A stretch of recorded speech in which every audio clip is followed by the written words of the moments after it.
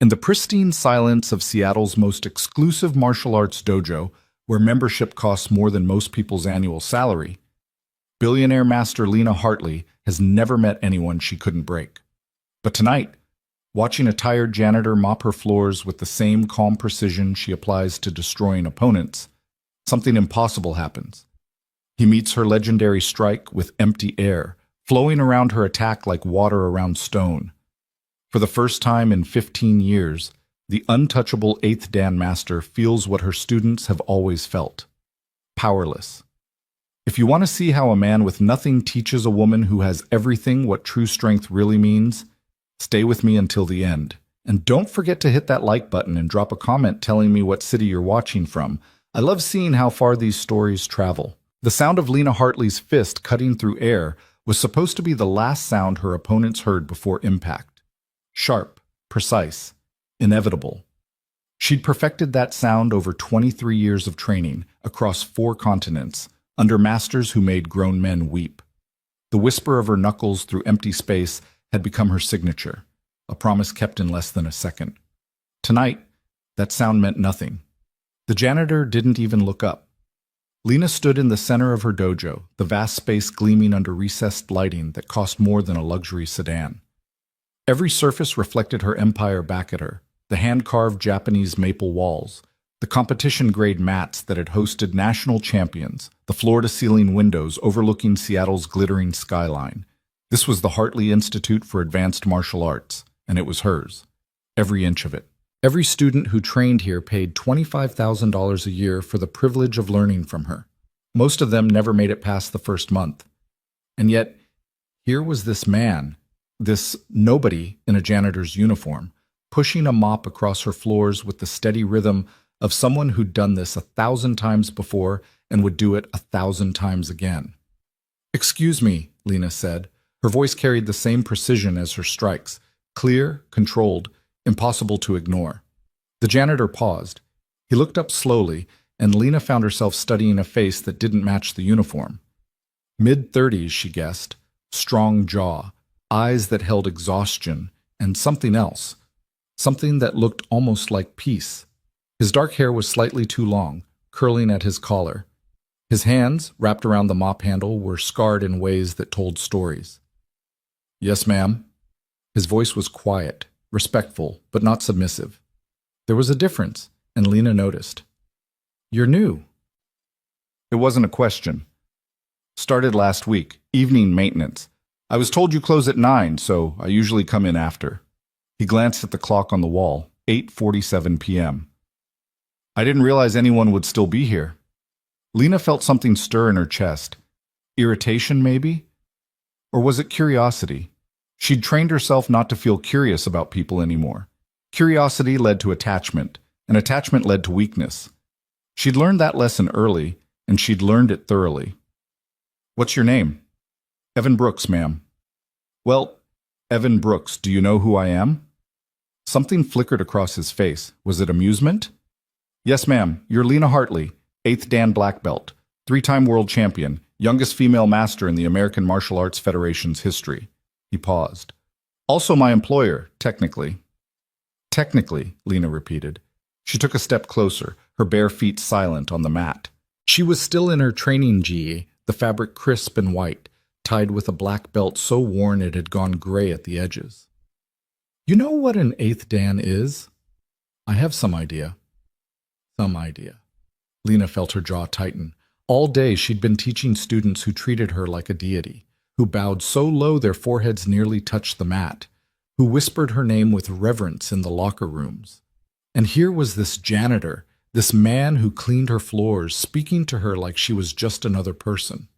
"It means I've spent my entire adult life perfecting something most people can't even begin to understand. It means I can break bones without thinking about it. It means I am one of less than 200 people in this country who has earned this rank." Evan nodded slowly. "That's impressive, ma'am." The words were right, but the tone was wrong. There was no awe in it, no fear, just a simple acknowledgement, like she'd told him she had a college degree or owned a nice car. "Are you mocking me, Mr. Brooks?" "No, ma'am." He looked genuinely surprised. "I apologize if it came across that way." Lena studied him. She'd made a career out of reading people, of seeing the microsecond tells that revealed intention before action. But this man was still as water. His breathing was even. His shoulders were relaxed. His eyes held hers without challenge, but also without submission. It was infuriating. "Have you ever trained?" The question came out sharper than she'd intended. "A little, here and there." "Here and there," Lena repeated. She was aware that she was being petty now, needling this man who'd done nothing wrong except fail to be impressed by her, but she couldn't seem to stop herself. All evening, she'd been working through forms, trying to perfect a technique that should have been perfect a decade ago.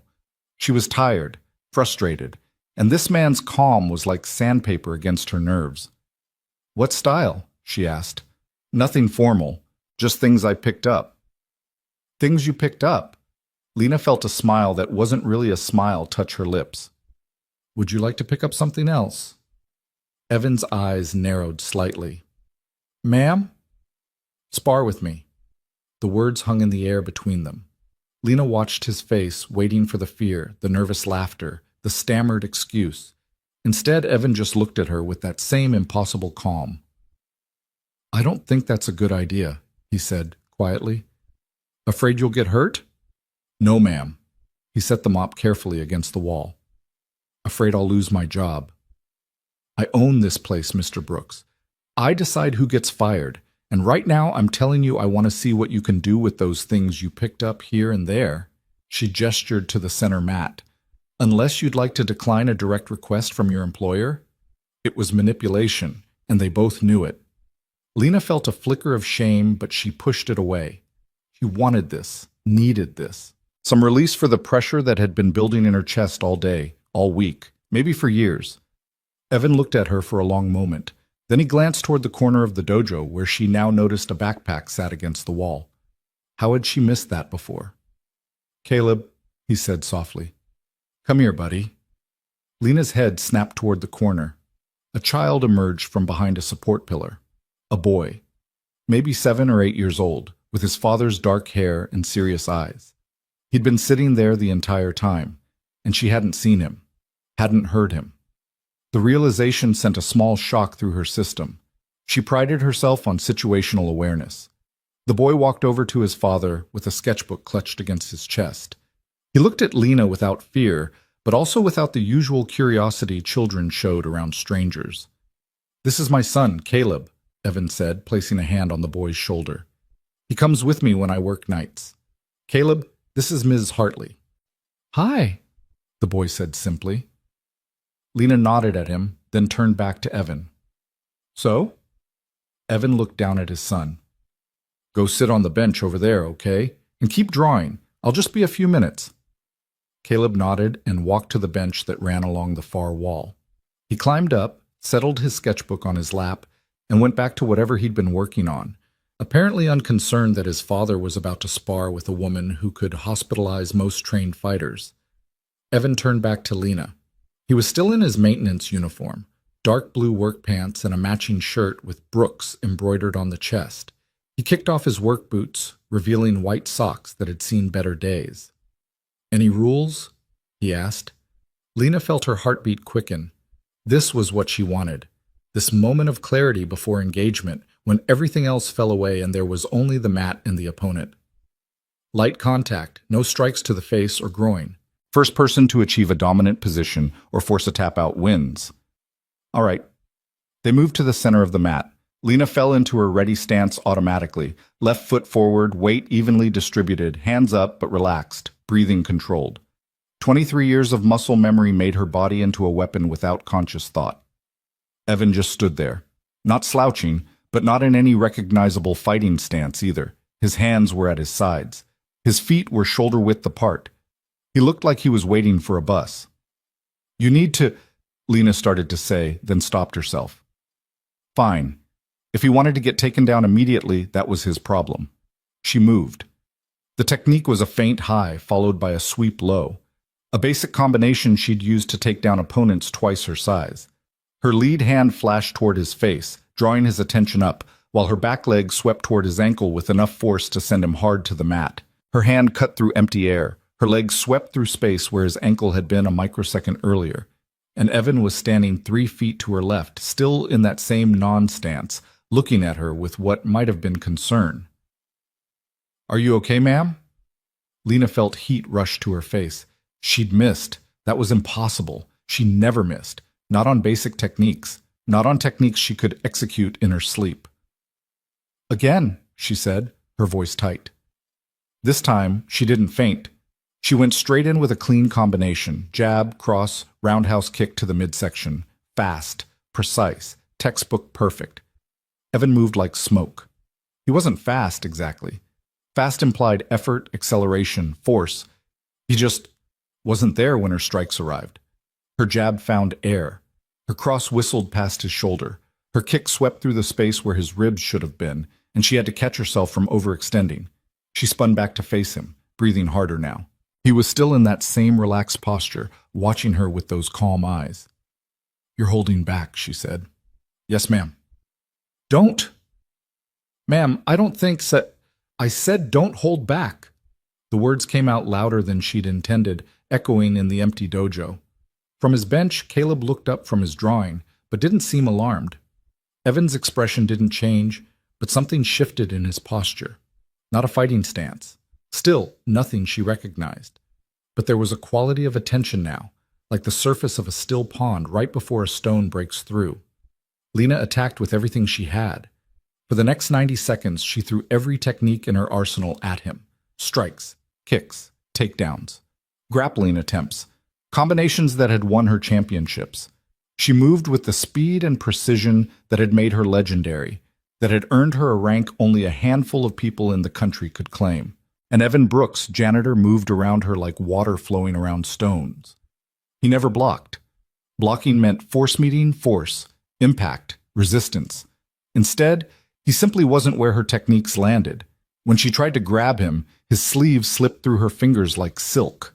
When she aimed a kick at his knee, he'd already shifted his weight, turning the target into empty space.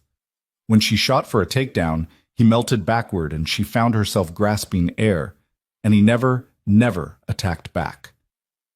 Finally, gasping for breath, Lena stopped.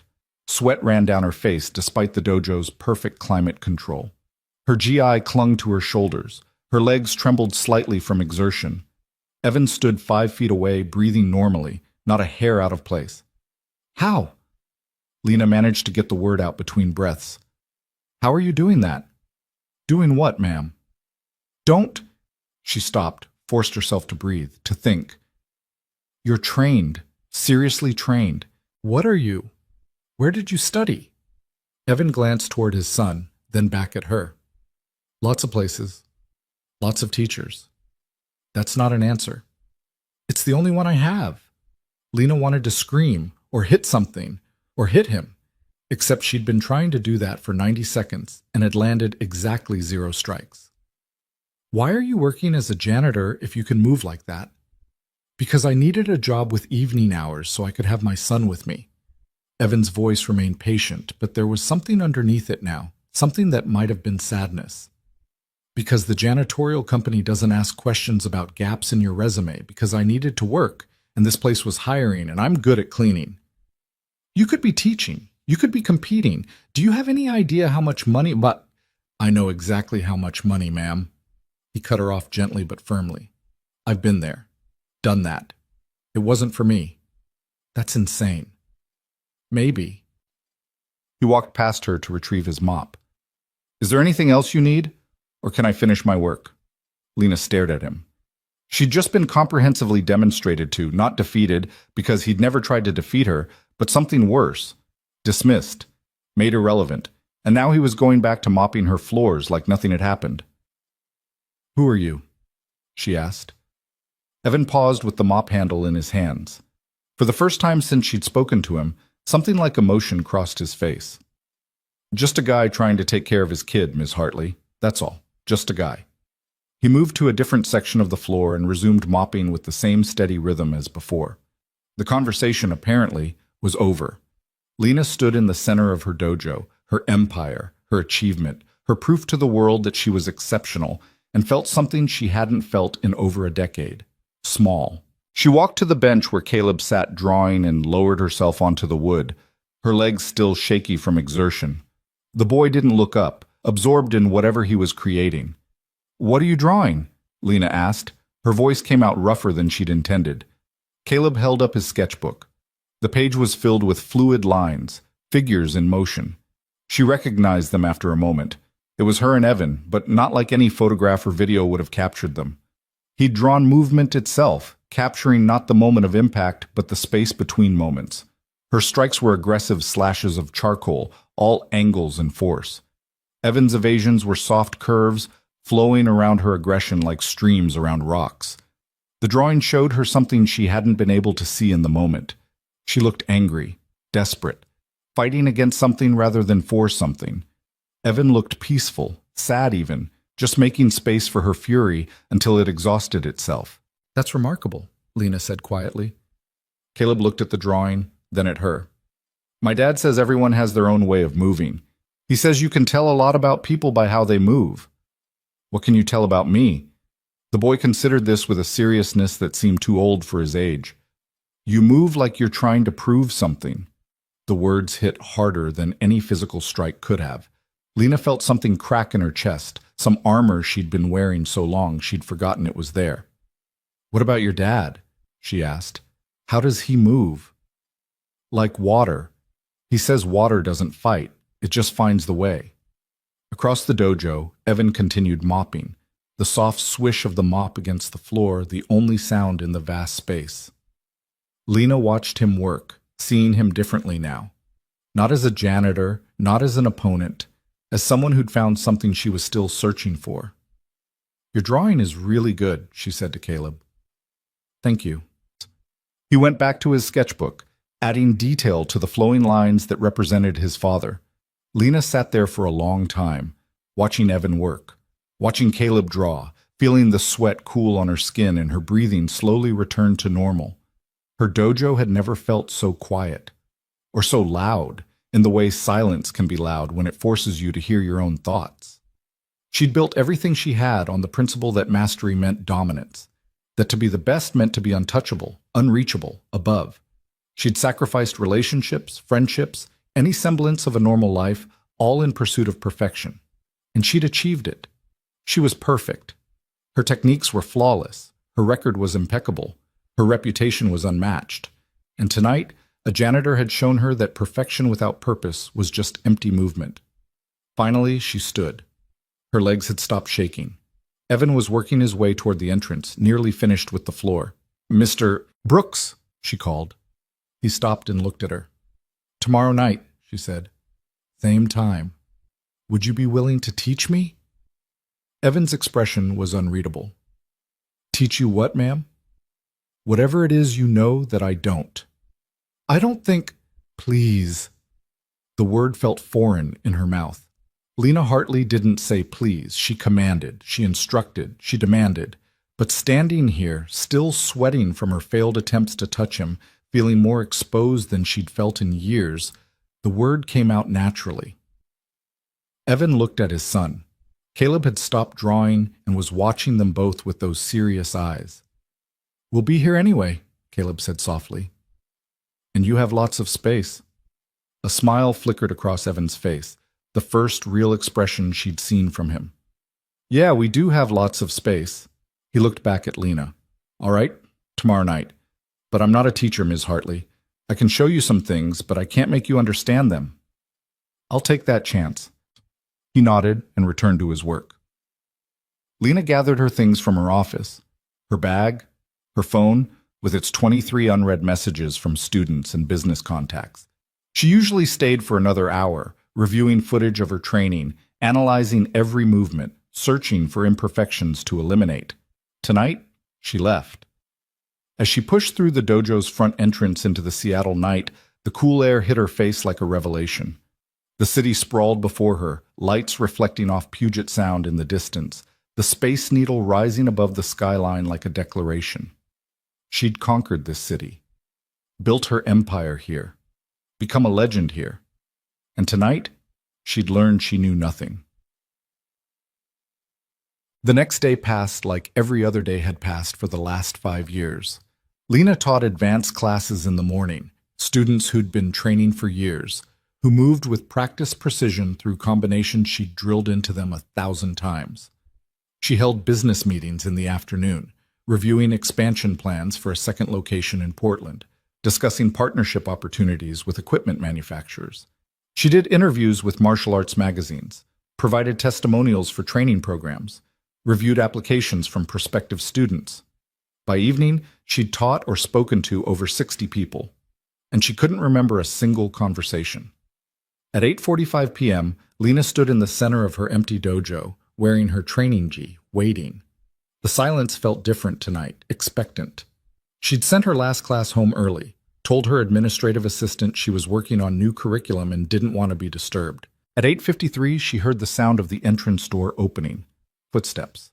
The squeak of a maintenance cart's wheels. Evan appeared in the doorway, Caleb at his side.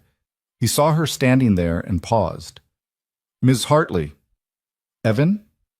She didn't call him Mr. Brooks this time. It felt wrong, formal in a way that missed the point. "Thank you for coming." "We come every night anyway." But he pushed his cart to the side and stepped onto the mat. Caleb headed for his bench with his backpack and sketchbook. Lena felt nervous. The realization startled her. She couldn't remember the last time she'd felt nervous about training. Nervous before competitions, maybe, years ago. But this was different. This felt like standing at the edge of something vast, about to step off. "I don't know how to do this," she admitted. "I don't know how to be a student anymore." Evan tilted his head slightly. "When did you stop?" The question hit harder than it should have. "When I earned my 5th Dan, I think. Maybe earlier. I became the teacher, the master, the one with the answers." "And how's that working out?" Despite everything, Lena felt herself smile. "Apparently not as well as I thought." "Show me your stance."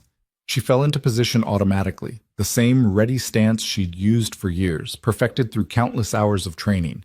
Weight distributed evenly, center of gravity low, hands positioned for optimal response time to any attack. Evan walked around her slowly, studying. He didn't touch her or adjust her position, just looked. "What do you feel?" he asked. "Feel?" "In your body. Right now, what do you feel?" Lena had to think about it. "Balanced, ready, prepared." Prepared for what? For anything. For an attack from any angle. She stopped. "For a threat." Evan nodded. "You're always ready to fight. Even when there's no fight. Even when you're alone. Even when you're safe." He moved to stand in front of her. "That's exhausting." "It's discipline. It's armor." His voice was gentle but certain. "And armor gets heavy." Lena felt her jaw tighten. "So I should just be weak? Vulnerable?" "No, you should be present." He gestured for her to relax out of her stance. "Try this. Just stand. No position. No preparation. Just stand and feel your body." It felt wrong, undisciplined, sloppy. But Lena forced herself to let go of her perfect stance and just stand naturally, the way she might stand waiting for an elevator or looking out a window. "Now breathe," Evan said. "Not controlled breathing, not counted breathing. Just breathe normally and pay attention to it." She breathed.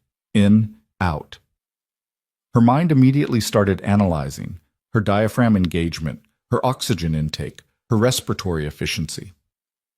"Stop thinking," Evan said quietly. "Just feel." "I don't know how." "Yes, you do. You knew how when you were a child. Everyone knows how. You've just forgotten." Lena tried. She really tried. But her mind kept racing, kept analyzing, kept trying to turn even this simple act into something she could perfect and control. "This is harder than any technique you ever taught me," she said finally, "because you're trying to do it. You can't do being present. You can only be present." "That doesn't make sense." "I know." Evan smiled slightly. "It won't make sense for a while. That's okay." From his bench, Caleb spoke up. "You're fighting with yourself, Ms. Hartley." Both adults turned to look at him. He was still drawing, not looking up from his sketchbook. "What do you mean?" Lena asked. "In your drawing yesterday, the way you moved, you were fighting with yourself more than with Dad. Like part of you wanted to do one thing, and another part wanted to do something else.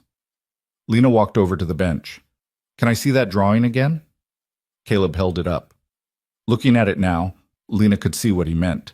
There was a fractured quality to the lines representing her movements, as if each strike was arguing with itself about whether it should exist. "I've never thought about it that way," she said slowly. "Most people don't," Evan said. He'd moved to stand beside her, looking at his son's drawing. "We learn techniques. We drill combinations. We practice until our bodies can execute movements without conscious thought. And we think that's mastery. But real mastery isn't about executing movements. It's about becoming movement." "That still doesn't make sense."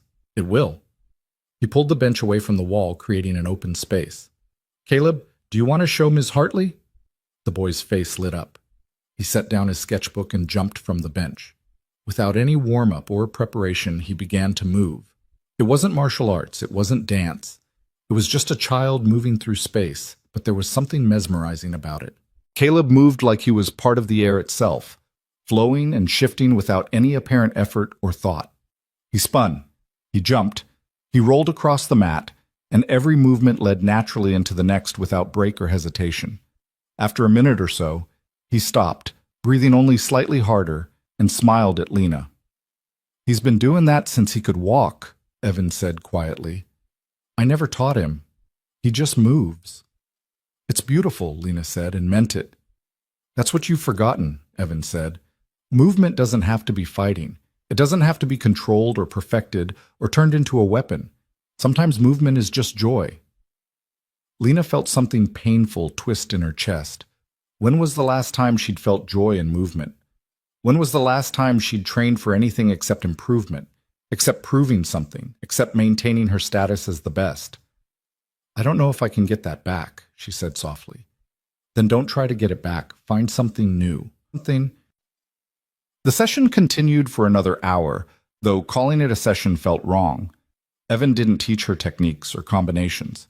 He didn't correct her form or analyze her movements. Instead, he asked questions. He had her move in ways that felt pointless. Walk across the mat slowly, then quickly.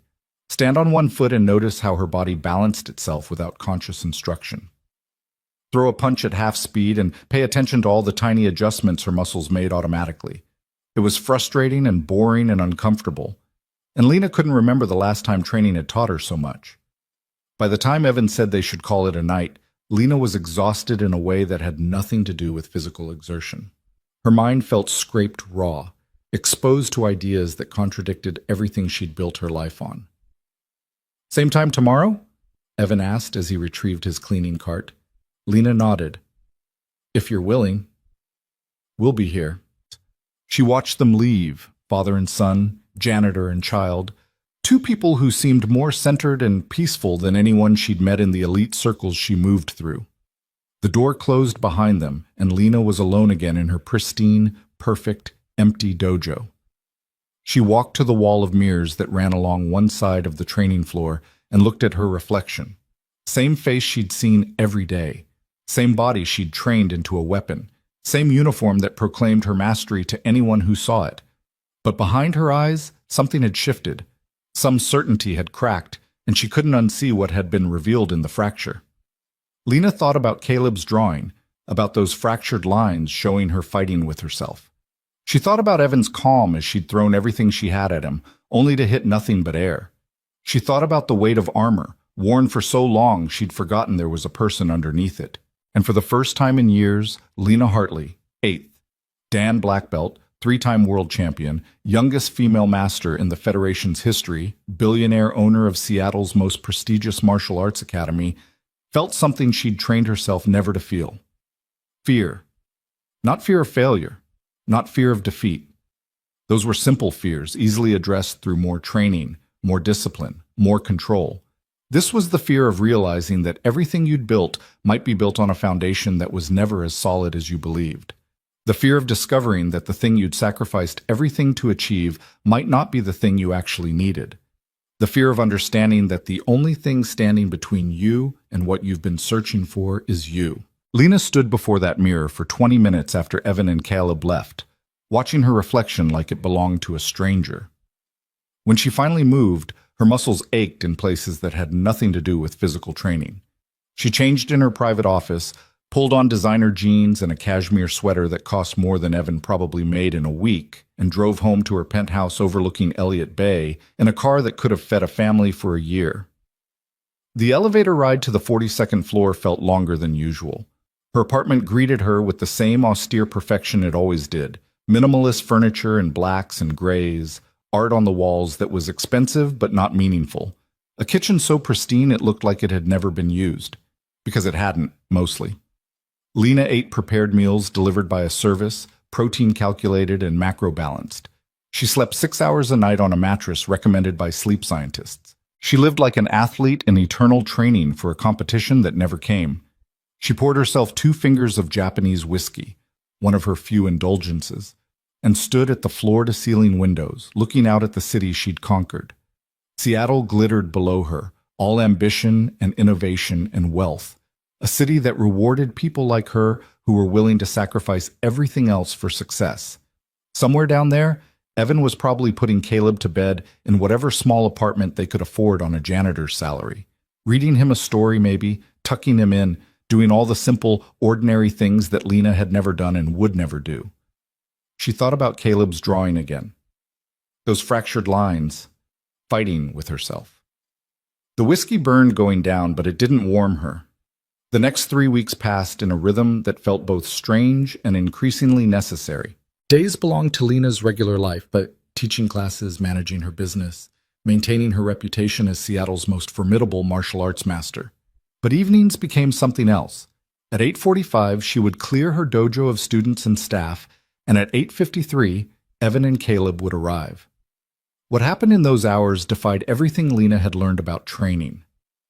Evan never demonstrated techniques, never corrected her form, never pushed her to go harder, faster, better. Instead, he asked impossible questions and gave her exercises that seemed designed to frustrate her. Walk across the mat, he told her one night, but feel every part of your foot as it touches the floor, not as technique, just as sensation. Lena walked, stopped. This is ridiculous. I'm not learning anything. You're learning that you've forgotten how to feel, Evan said calmly. He was sitting on the bench next to Caleb, who was drawing as usual. Your body has become a machine you operate. You've forgotten it's also a thing you live in. That's the same thing. It's not. Another night, he had her stand on one leg with her eyes closed. Not as a balance exercise, just standing, feeling. What's the point of this? Lena demanded after 5 minutes of wobbling. What do you feel? Evan asked instead of answering. Frustrated, stupid, like I'm wasting time. Underneath that, in your body, what do you feel? Lena forced herself to pay attention to actual physical sensation instead of her emotional reaction. My ankle is making constant tiny adjustments. My hip is engaging muscles I don't usually notice. My arms are doing something, I'm not sure what, to help me balance. Right. Your body knows how to balance itself. It's been doing it since you learned to walk, but you don't trust it. You try to control it. Control is discipline. Control is fear. The words hit like a slap. Lena opened her eyes and nearly fell over as her balance shifted. She caught herself, both feet on the ground now, staring at Evan. What did you say? You heard me. His voice was gentle but unwavering. Everything you do comes from fear. Fear of being weak. Fear of being ordinary. Fear of not being perfect. That's not... Lena stopped. Her jaw was tight. Her hands were clenched. Her whole body had gone rigid in defensive response. You don't know me. I know what I see. And I see someone who's spent so long building armor that she's forgotten what she's protecting. Lena wanted to throw him out. Wanted to tell him he was fired, that she didn't need this, that she was fine exactly as she was. But the words wouldn't come.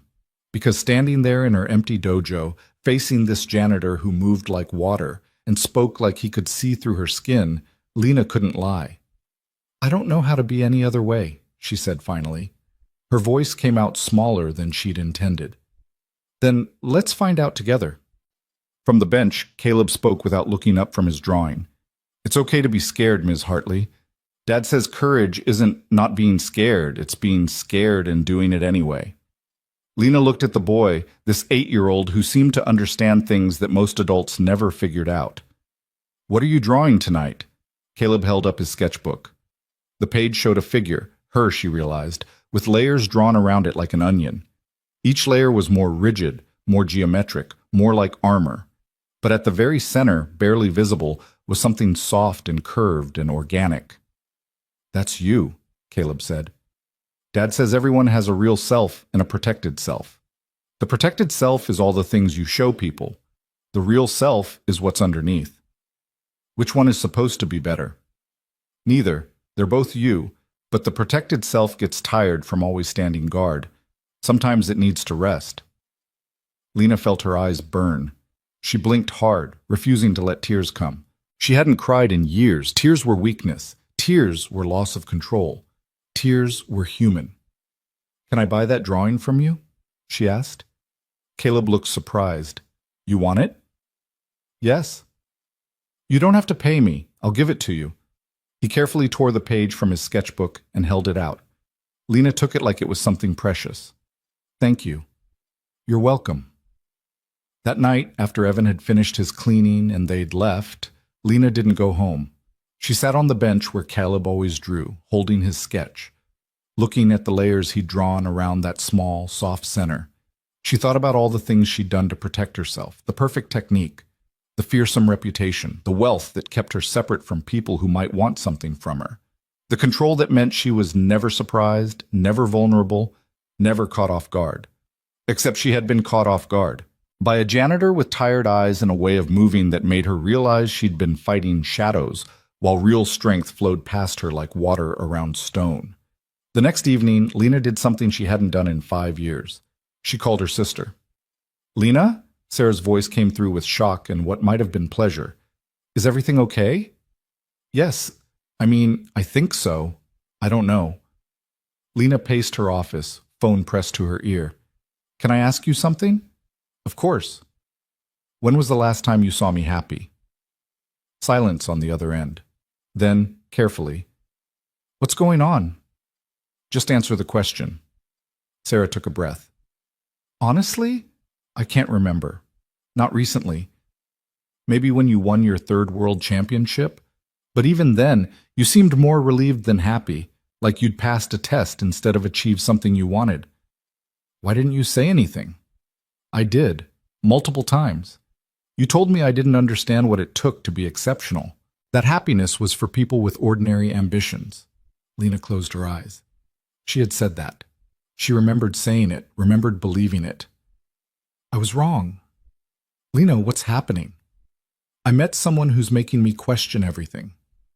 Oh my God, you're dating someone? What? No, it's not like that. He's just... Lena struggled to find words.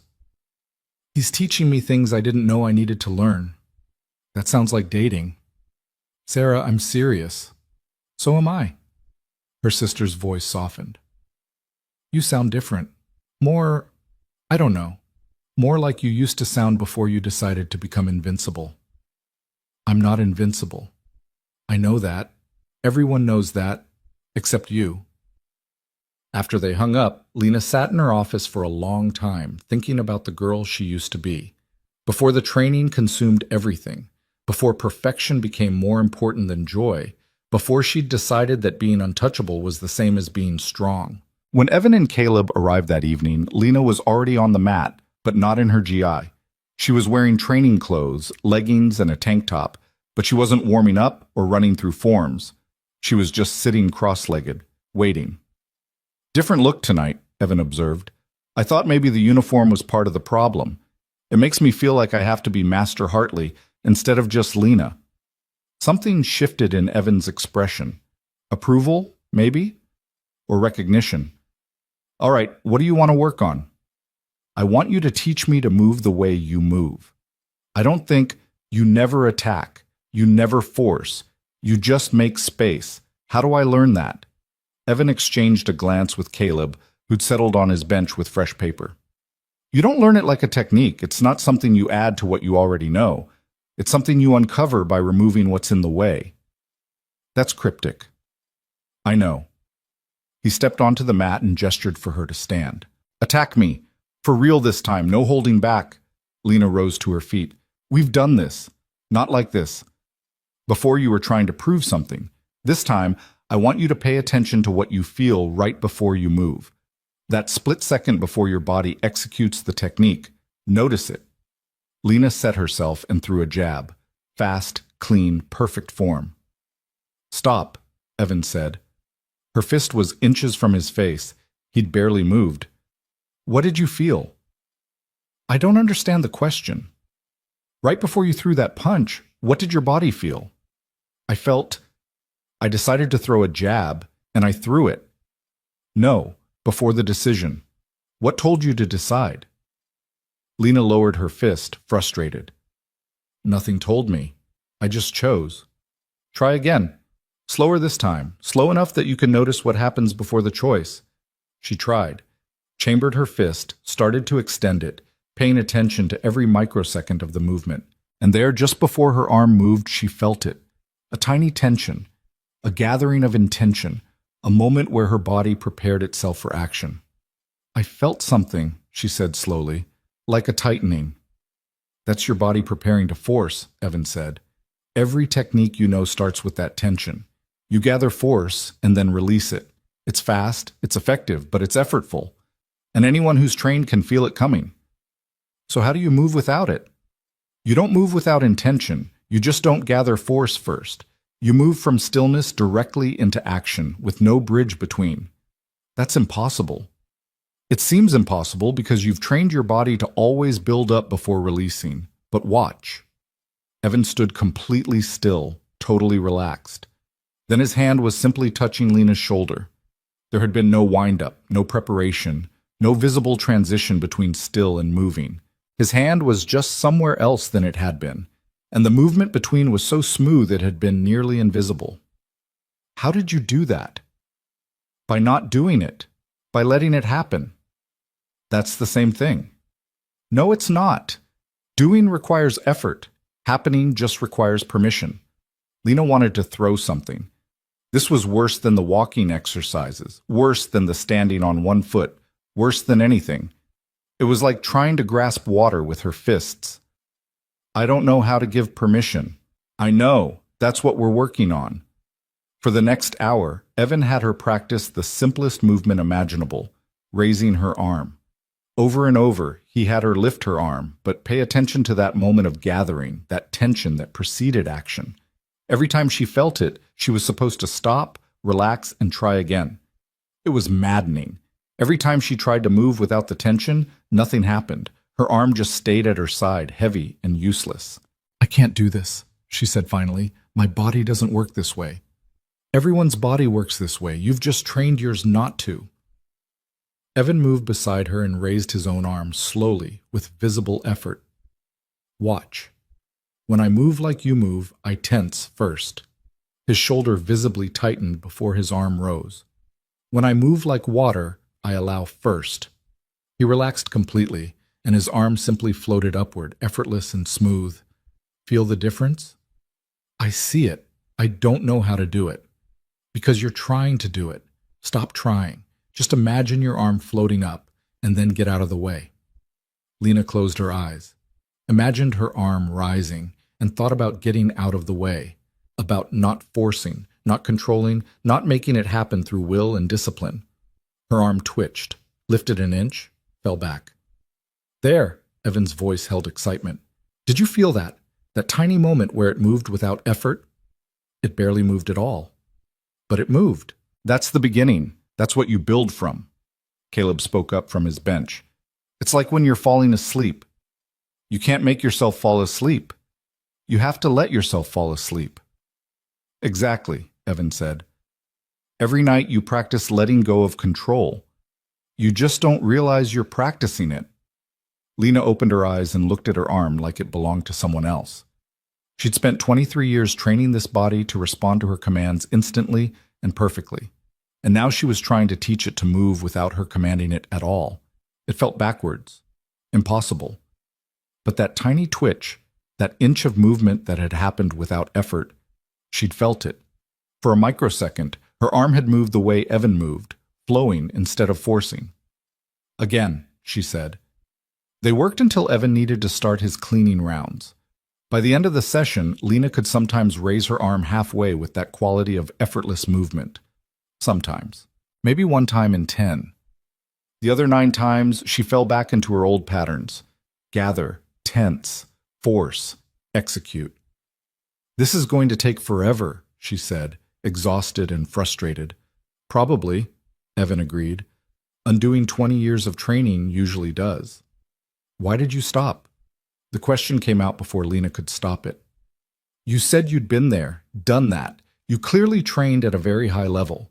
Why did you walk away? Evan was quiet for a long moment. Caleb had stopped drawing and was watching his father with those serious eyes. I didn't walk away, Evan said finally. I fell, and I couldn't get back up, not as the person I'd been. What happened? Life happened, the kind that breaks you down to nothing so you can figure out if there's anything real underneath all the things you thought you were. He glanced at Caleb, and something soft moved across his face. Turns out there was. Just took me a while to find it. But you could come back. You could teach, compete, do all the things you walked away from. You're better than anyone I've ever seen. Better at what? Evan asked. Better at winning? Better at being feared? Better at standing alone at the top of a mountain looking down at everyone else? He shook his head. I spent years chasing that. It didn't make me happy. It didn't make me whole. It just made me lonely. Lena felt those words land in her chest like stones. So you chose mopping floors instead? I chose being present for my son. I chose work that ends when the shift ends so I can go home and actually live a life. I chose not having to prove anything to anyone. He picked up his cleaning cart. Is it prestigious? No. Does it pay well? No. But I sleep better than I ever did when I was training 16 hours a day and measuring my worth by who I could beat. I don't know if I can do that, Lena said quietly. Give it all up. I'm not asking you to give anything up. I'm just trying to show you that there might be more to having than what you're holding on to right now. After they left, Lena walked to the windows overlooking the city. Her empire. Her achievement, her proof of worth. From up here, Seattle looked beautiful and distant, a collection of lights with no real substance. She thought about Evan going home to his apartment, reading to Caleb, tucking him in. Simple things, ordinary things, things that would never make headlines or win championships or build reputations, things that might actually matter. The next 2 weeks brought a shift that Lena felt but couldn't fully name. Her daytime classes continued as always. She was still Master Hartley, still flawless in her technique, still capable of dismantling any student who challenged her. But something had changed in how she taught. She found herself asking questions instead of just correcting mistakes, watching students struggle and letting them find their own way instead of immediately showing them the perfect form. One of her advanced students, a 26-year-old tech executive named Michael, who'd been training for 4 years, noticed. Master Hartley, you're different lately, he said after class one afternoon. More, I don't know, patient? Is that a problem? No, it's just different. Usually you show us the right way and we drill it until we can execute. Lately you've been asking us questions about how things feel instead of whether they're correct. Lena considered this. Do you prefer the old way? Michael thought about it. Honestly, I don't know. The old way was clearer, simpler. You told us what to do and we did it. This new way is harder because I have to figure things out for myself. But, he paused, I think I'm learning more. Not more techniques. Something else. What? How to pay attention to what my body is actually doing instead of just executing movements I've memorized. He looked uncomfortable, like he was admitting something shameful. I've been training for 4 years and I just realized I don't actually feel most of what I do. I just perform it. Yeah, Lena said softly. I know the feeling. That evening, she shared the conversation with Evan while he mopped and Caleb drew. Your student is becoming conscious, Evan said. That's always uncomfortable. Conscious of what? Of the fact that there's a difference between doing and being. Most people train their whole lives and never realize they're operating their bodies like machines instead of living in them. Lena sat on Caleb's bench watching Evan work. She'd stopped training during these evening hours. Instead, she just talked with him while he cleaned, asking questions, listening to his answers, slowly piecing together an understanding that kept slipping away whenever she tried to grasp it too firmly. "Can I ask you something personal?" she said. "Sure." "Caleb's mother. Where is she?" Evan's mop paused mid-stroke. Caleb's pencil kept moving, but Lena saw the boy's shoulders tense slightly. "She's gone," Evan said after a moment. "Died when Caleb was 3. Car accident. I'm sorry." "Me too." He resumed mopping. "Emily was the one who first taught me about flowing instead of forcing. She was a dancer. Used to get so frustrated with me because I approached everything like a fight to be won. She'd tell me, 'Evan, not everything is a battle. Sometimes you can just move with things instead of against them.'" His voice carried old pain, worn smooth by years but still there. "Took me a long time to understand what she meant." "Is that why you stopped competing?" "Partly. After she died, I had Caleb to take care of. Couldn't train 16 hours a day anymore, couldn't travel for tournaments. And honestly, I didn't want to. Losing her showed me how fragile everything is, how quickly what you think is solid can just disappear." He glanced at his son. "So I focused on what actually mattered, making sure he grew up with at least one parent who was actually present." Caleb spoke without looking up. "Dad cries sometimes, at night when he thinks I'm asleep." Evan stopped moving. His face showed surprise and something that might have been embarrassment. "It's okay," Caleb continued, still drawing. "Ms. Chen at school says crying means you love something enough to miss it. She says people who don't cry have forgotten how to love." "Ms. Chen sounds like a wise woman," Lena said. Her throat felt tight. "She's nice. She lets me draw during quiet time." Lena watched father and son, these two people who'd been broken by loss and somehow found a way to keep living that was more whole than anything she'd achieved with all her perfection and control. They had so little, a janitor's salary, a small apartment, no prestige or power or protection from the world's hardness. And yet they had something she'd been searching for without knowing she was searching. "I envy you," she said quietly. Evan looked at her with surprise. "Why would you envy me?" "Because you know what matters. I'm 42 years old, and I'm just now realizing I've spent my entire adult life chasing things that don't actually mean anything. That's not true. Your skill means something. Your dojo means something. Everything you've built means something. Does it? Or is it just elaborate armor, like Caleb drew? A way to keep people at a distance while looking impressive?" Evan set his mop aside and came to sit on the bench beside her. Caleb kept drawing between them, a small presence holding space for the adult conversation happening around him. "Here's what I think," Evan said. "Nothing you've done is wasted. Not the training, not the achievements, not even the armor. You needed all of it to get you here, to this moment where you can start asking different questions. The problem isn't what you've built. The problem is thinking what you've built is all there is. So what else is there? That's what you're figuring out. And it's scary because you can't control it or perfect it or put it on a wall like a trophy, but it's real in a way trophies never are." Lena looked at him, this man who'd lost everything and rebuilt himself into someone who cleaned floors and raised his son and moved like water through a world that kept trying to make him stone. "How did you get so wise?" "I'm not wise. I'm just tired of being hard." The words settled into Lena like truth she'd always known but never admitted. She was tired too. Tired of being untouchable, tired of being perfect, tired of standing alone at the top of her mountain. "Will you show me something?" she asked. "What?" "How you move with Caleb, not teaching, not training, just how you are together." Evan glanced at his son. "What do you think, buddy? Want to show Miss Hartley how we play?" Caleb's face lit up. He abandoned his drawing and jumped from the bench. "Can we do the water game?" "Sure." Lena watched as father and son moved to the center of the mat. They didn't bow or assume positions. They just started moving, slow and flowing, like a dance with no choreography. Evan would extend his hand and Caleb would flow around it.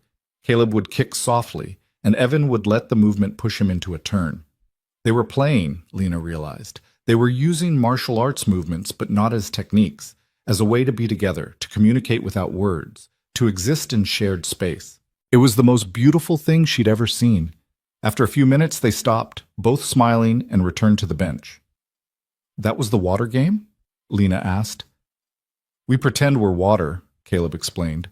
Water always finds a way around things. It doesn't fight. It just keeps flowing until it gets where it's going. Can I try? Both Evan and Caleb looked surprised. With us? Caleb asked. If you'll let me. The boy looked at his father, who nodded. They all moved to the mat, and Caleb explained the rules. There weren't any, really, except that you had to move like water and never force anything. Lena tried. She really tried. But every time Evan or Caleb moved toward her, her body wanted to block, to counter, to respond with technique. She felt clumsy and awkward, constantly catching herself about to execute some perfect combination instead of just flowing. You're thinking too much, Caleb said after a minute. Just feel where we are and go where we're not.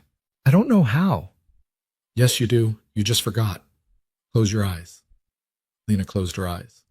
Without vision, her other senses sharpened. She felt Evan moving close to her left side, felt Caleb circling to her right, and instead of preparing to defend or attack, she just moved, stepped away from Evan's approach, swayed back from Caleb's hand, let herself drift through the space between them. There, Evan said softly. That's it. That's water. For 30 seconds, Lena moved with them in darkness, flowing through space she couldn't see, trusting her body to sense and respond without her mind commanding it. It felt like flying, like dissolving, like finally letting go of something she'd been holding so tight her hands had gone numb. Then her mind kicked back in, trying to control again, and she stumbled. That was good, Evan said as she opened her eyes. Really good. I lost it. Of course you did. You've spent 23 years training yourself to never lose control. 30 seconds is amazing. Lena felt something break open in her chest, not cracking, but blooming. She looked at Evan and Caleb standing there on her pristine mat in her perfect dojo, these two people who had nothing she'd spent her life accumulating, and she felt something she hadn't felt in so long she'd forgotten the name for it, gratitude. Thank you, she said. Her voice cracked. Thank you for teaching me. We're not teaching you, Caleb said seriously. We're just reminding you what you already knew. And then, for the first time in years, Lena Hartley cried. The tears came hard and fast, surprising her with their intensity. Lena pressed her hands to her face, embarrassed and unable to stop, feeling years of held tension drain out through her eyes. She felt Caleb's small hand slip into hers, warm and certain, and that simple gesture made her cry harder. It's okay, the boy said softly. Dad says sometimes you have to cry out the old stuff before the new stuff has room to grow. Evan's hand settled on her shoulder, steady and undemanding. Take your time. So she did. She sat on the mat in her expensive dojo with a janitor and his 8-year-old son, and she cried for the girl she'd been before perfection became more important than joy, for the relationship she'd sacrificed to ambition, for the 23 years spent building armor instead of building connection, for the untouchable master who'd forgotten what it felt like to be touched. When the tears finally slowed, Lena wiped her face with her hands and laughed shakily. Sorry, I don't usually fall apart on people. You didn't fall apart, Evan said. You let something go. That's different. Feels the same. I know, but it's not. Lena looked at Caleb, who was still holding her hand. Thank you for being patient with me. You're welcome. Do you feel better? Yes, and also worse, and also different. She laughed again. I don't know what I feel, honestly. That's okay, too. Evan stood and offered Lena his hand. She took it and let him pull her to her feet. I should let you finish your work, she said. I've kept you long enough. The floors will still be dirty tomorrow, but he retrieved his cart anyway. Same time next week? What? No. Lena shook her head. Tomorrow, if you're willing. Something passed between them. Understanding, maybe, or recognition that they'd crossed some threshold that couldn't be uncrossed. Tomorrow, Evan agreed. That night, Lena drove home through Seattle's gleaming streets and felt like she was seeing the city for the first time. The same buildings, the same lights, the same endless ambition rising toward the sky. But she was different, and that made everything look different too. She stood at her penthouse windows for a long time, not drinking whiskey, just standing, feeling the weight of her body on her feet, feeling her breath move in and out, practicing the thing Evan had been trying to teach her, being present without trying to control the present.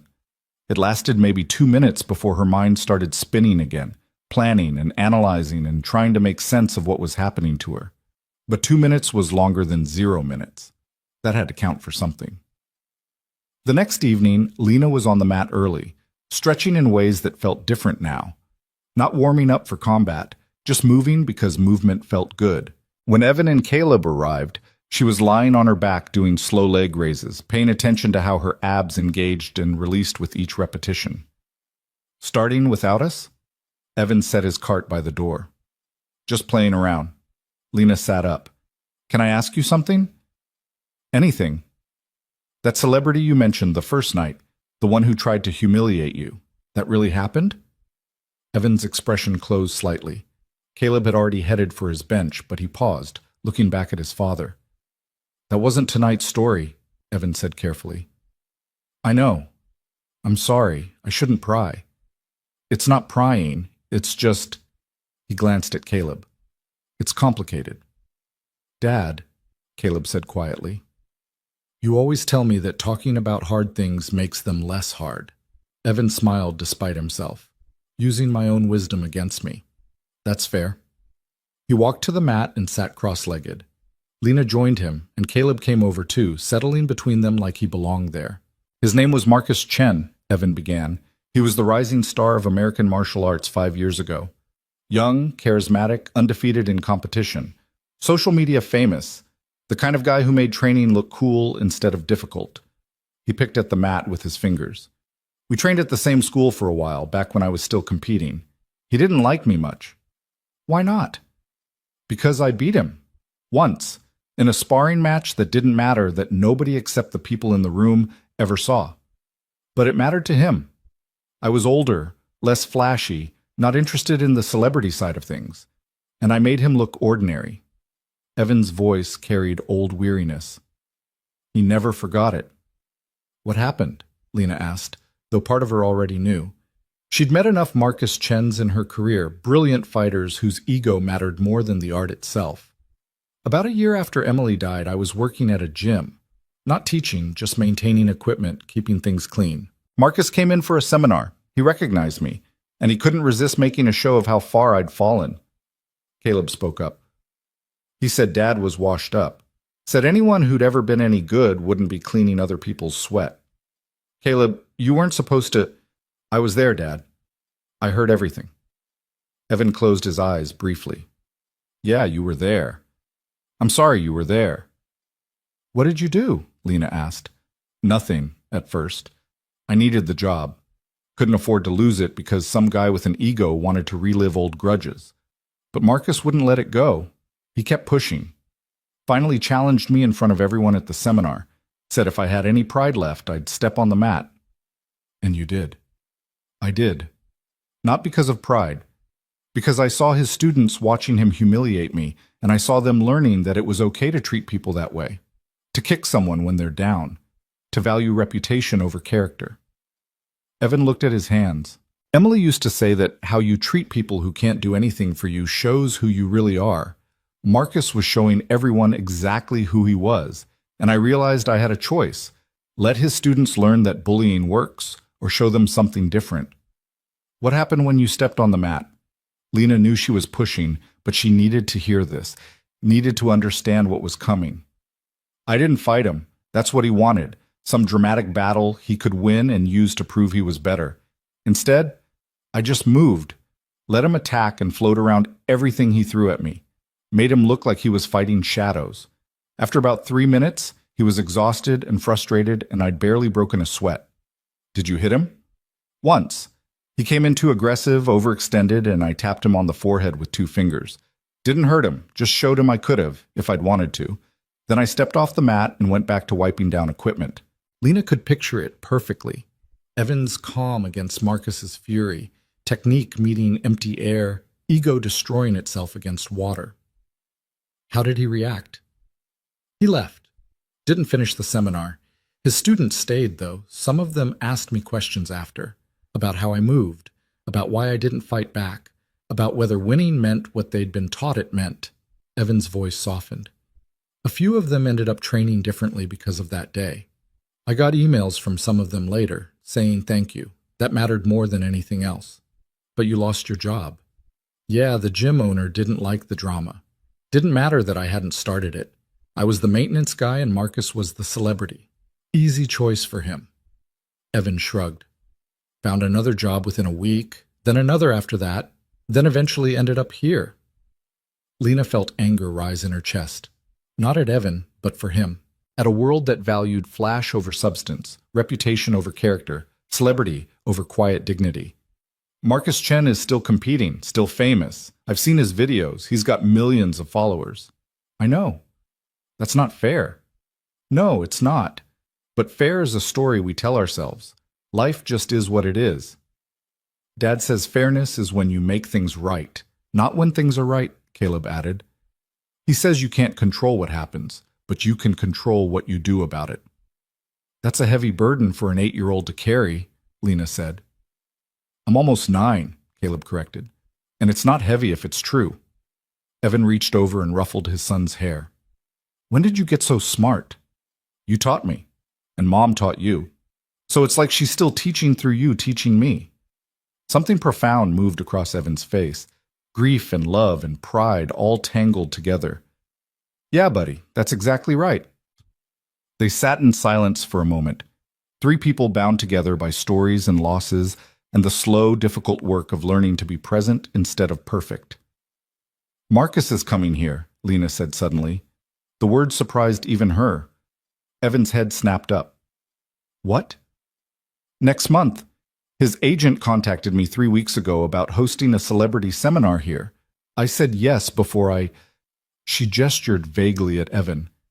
Before all this. Before I understood anything. Cancel it. I can't. The contracts are signed. Deposits are paid. My students are excited. Half of them only joined because they heard someone famous might come teach. Then I'll make sure to work different hours that week. No. Lena's voice came out stronger than she'd intended. No. You shouldn't have to hide. This is your workplace too. Lena, it's fine. I don't need to... It's not fine. Nothing about this is fine. He humiliated you for no reason except his own insecurity. And now he gets to come to my dojo like some conquering hero while you mop the floors he walks on? She felt heat in her face, anger clarifying into purpose. No, that's not happening.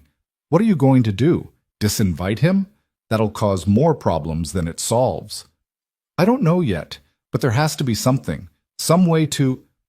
Lena stopped. An idea was forming, dangerous and necessary. What if you taught the seminar? Evan stared at her. That's insane. Is it? You're better than him. You know things he'll never understand.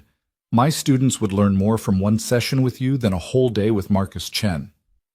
Your students paid to learn from a famous champion, not a janitor. Then maybe it's time they learned there's a difference between famous and skilled. Lena. Evan's voice was patient but firm. I appreciate what you're trying to do, but I don't teach. I stopped teaching for a reason. What reason? Because teaching means standing in front of people and acting like you have answers. And I don't have answers. I just have questions that led me somewhere different than where I started. That's exactly what makes you qualified to teach. Marcus Chen has all the answers. That's his problem. You understand that mastery is a question, not a destination. This is a bad idea. Probably, but it feels like the right bad idea.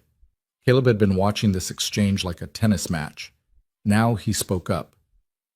Ms. Hartley, why do you care so much about what happened to my dad? The question stopped Lena cold. Why did she care? She barely knew these people. They'd been in her life for less than a month. And yet the thought of Evan hiding in storage closets while Marcus Chen strutted around her dojo made her physically angry. Because it's not right, she said finally. Because I've spent my whole life believing that skill and dedication would be enough. That if you were the best, people would see it and respect it. And your father is the best martial artist I've ever seen, and he's invisible. That breaks something I thought was true about the world. So you want to fix it, Caleb said. You want to make the world work the way it should work instead of the way it does work. Yes? Is that wrong? No, it's just hard. Dad says the world is really big and people are really small. Sometimes all you can do is make your own small space work right and hope it spreads. What if I want to make a bigger space work right? Then you need help. One person can't change things, but lots of people can. Lena looked at this child who spoke with the clarity of someone 3 times his age, and she understood why Evan had given up everything else to make sure this boy grew up with a present father. Caleb wasn't just smart, he was wise in ways that couldn't be taught, only modeled. You're right, Lena said. I can't do this alone. I'll need help from people who matter, people with influence. What are you thinking? Evan asked warily. I'm thinking that Marcus Chen agreed to teach at my dojo because it's prestigious. Because being associated with the Hartley Institute means something in martial arts circles. Lena felt the idea crystallizing as she spoke. What if I invited other masters to attend? Made it a gathering of peers instead of just a celebrity showcase? He'd never agree to that. He doesn't have to agree. The contract says he'll teach a seminar. It doesn't specify the audience composition. She pulled out her phone. I know at least 6 eighth dans within driving distance. People I've trained with, competed against, people who value substance over social media. If they all show up, he'll be exposed, Evan said quietly. You'll put him in a room with people who can see through his flash to what's actually there. Yes. That's cruel. Is it crueler than what he did to you? Evan was silent for a long moment. 2 wrongs don't make a right. No. But sometimes accountability looks like being seen clearly by people who actually understand what they're looking at. What about me? Where do I fit in this plan? Lena met his eyes. You'll be there, working, as usual. And if Marcus says anything, if he tries anything, I'll handle it. This is my dojo, my space, and I decide what behavior is acceptable here. You're going to ruin your reputation over a janitor. No, I'm going to demonstrate that character matters more than celebrity. That's not ruining my reputation, that's defining it. Evan looked at her like he was seeing her for the first time. You've changed. You changed me. I didn't do anything except show up and mop your floors.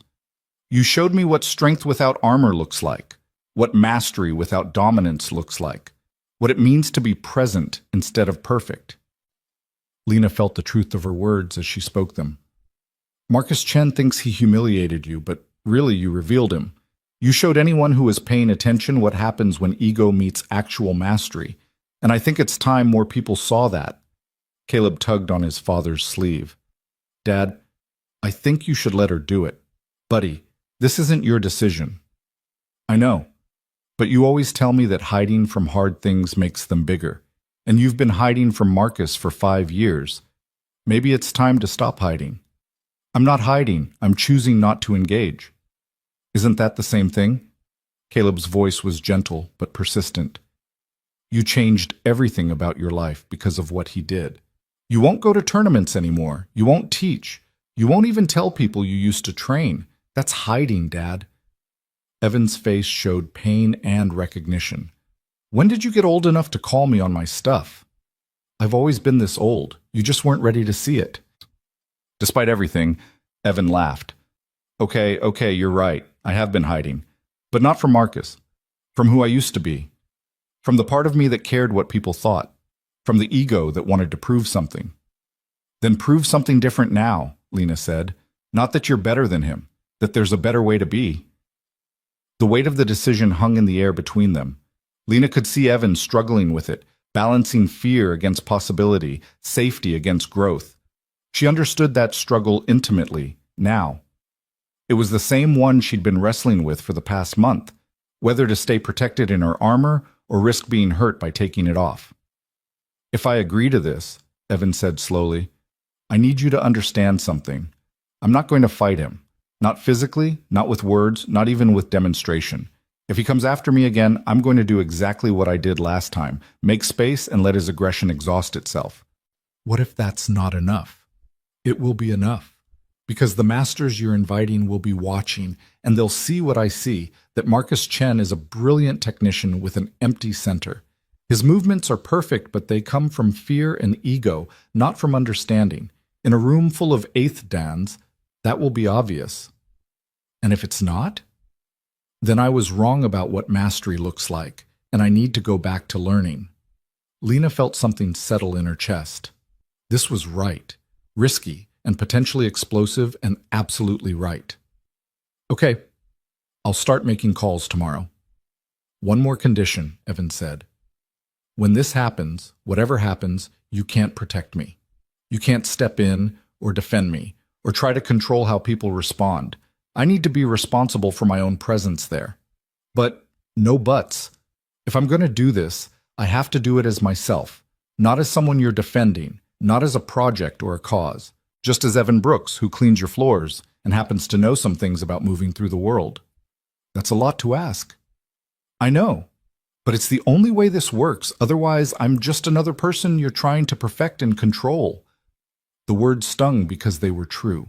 Lena felt her old patterns trying to reassert themselves, her need to manage situations, to ensure outcomes, to maintain control over everything in her domain.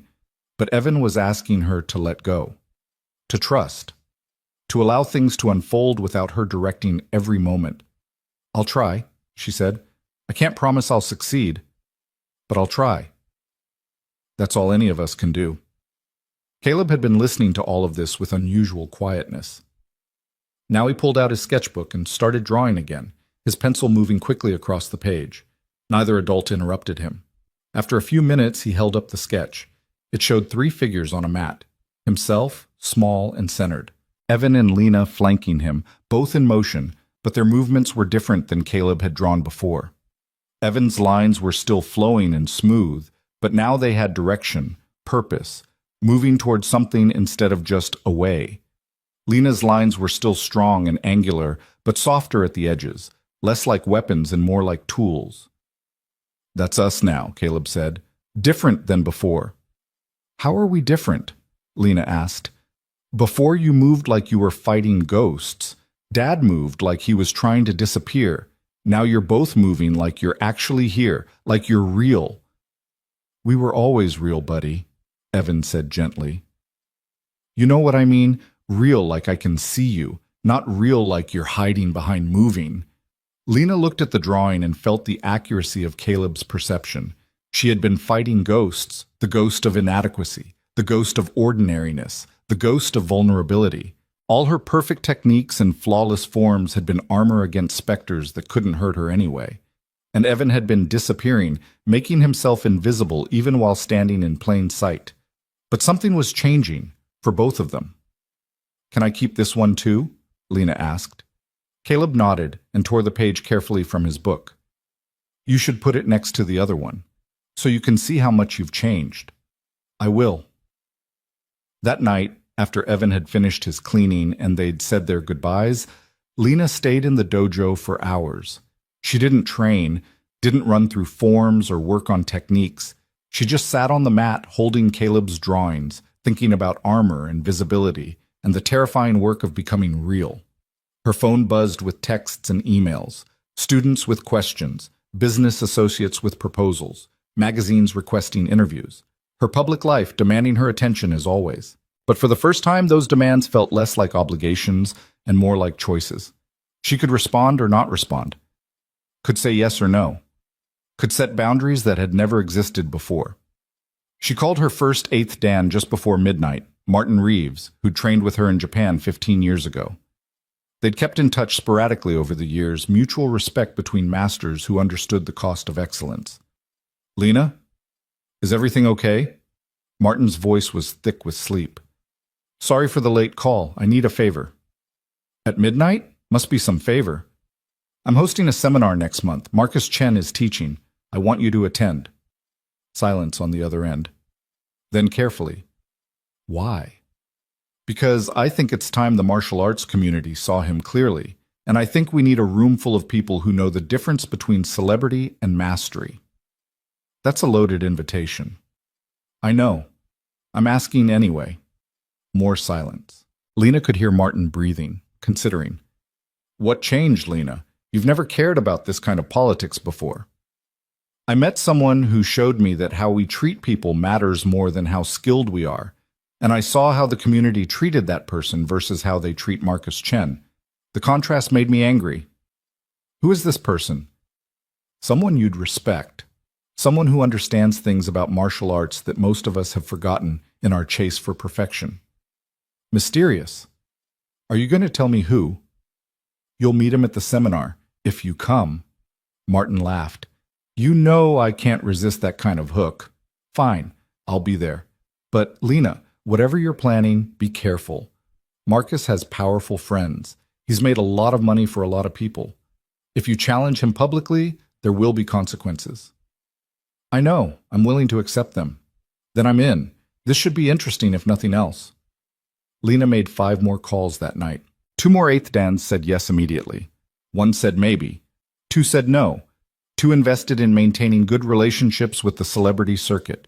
By 2 a.m., she had commitments from 3 legitimate masters and tentative interest from 2 more. It would have to be enough.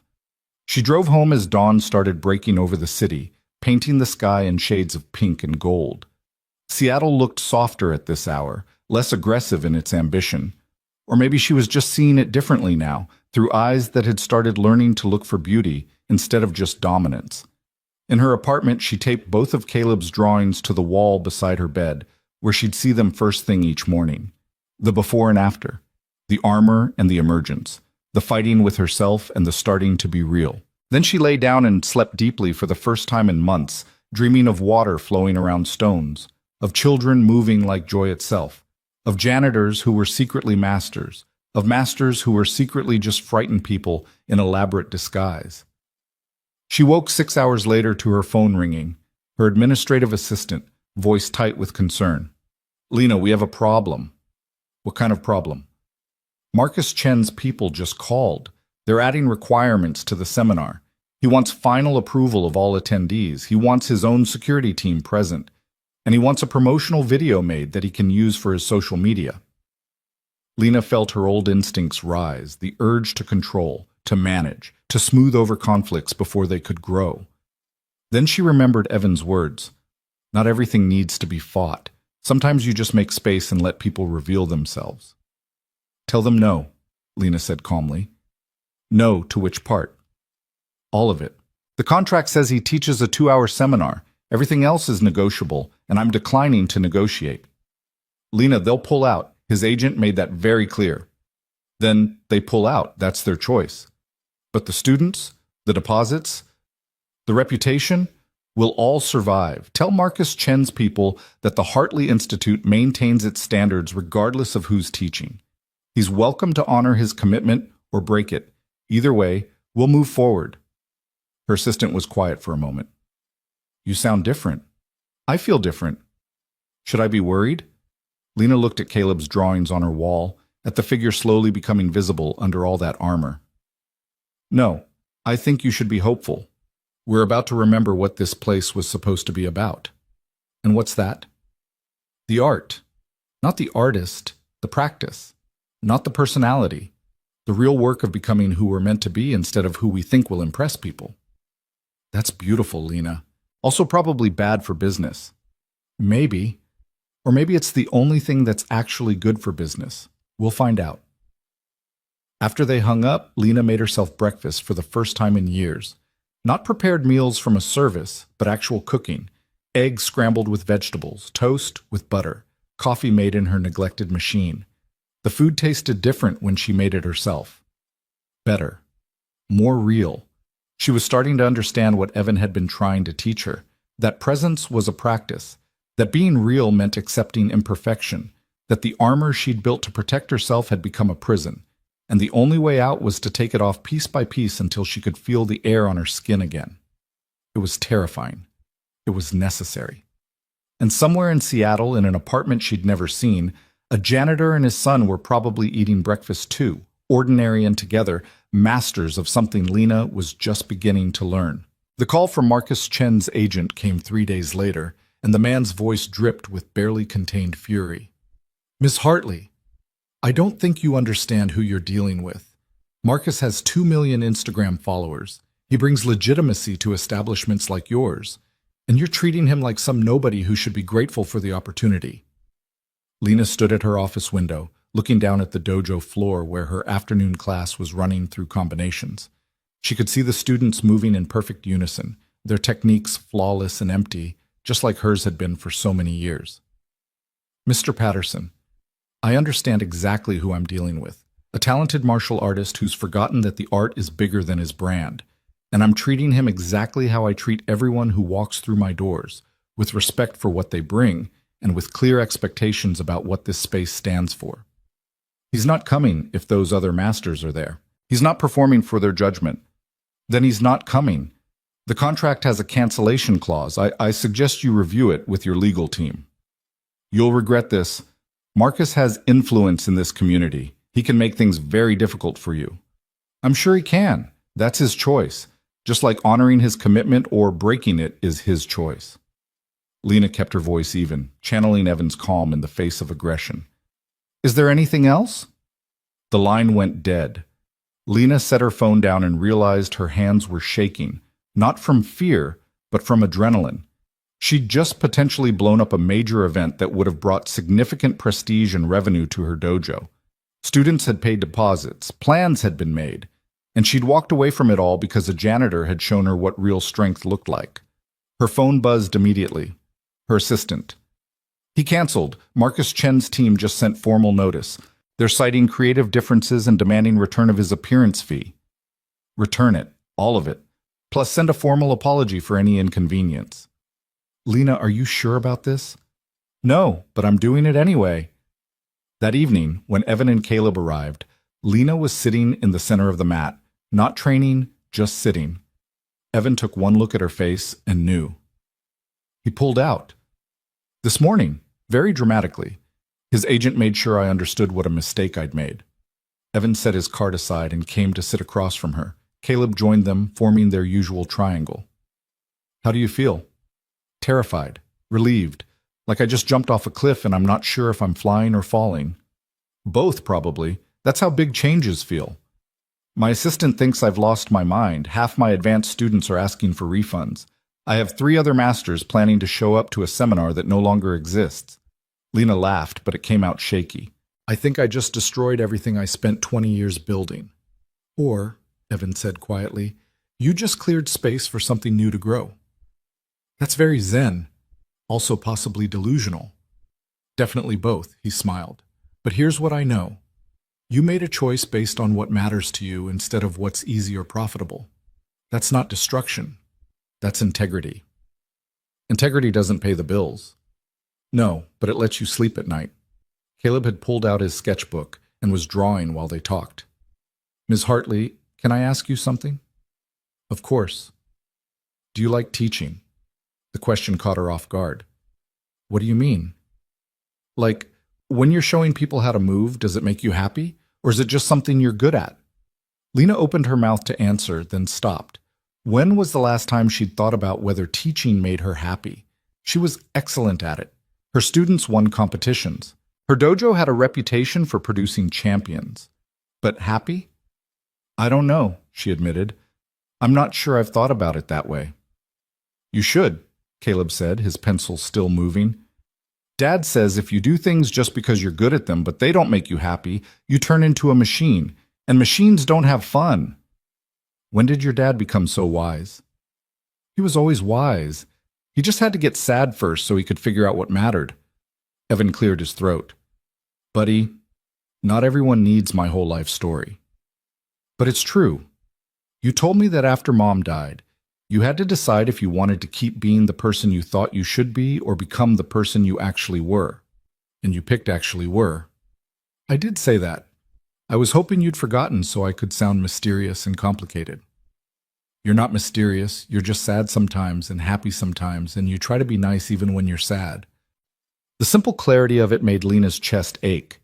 This 8-year-old understood his father better than most adults understood themselves, and Evan had created space for that understanding by being honest about his pain instead of hiding behind armor.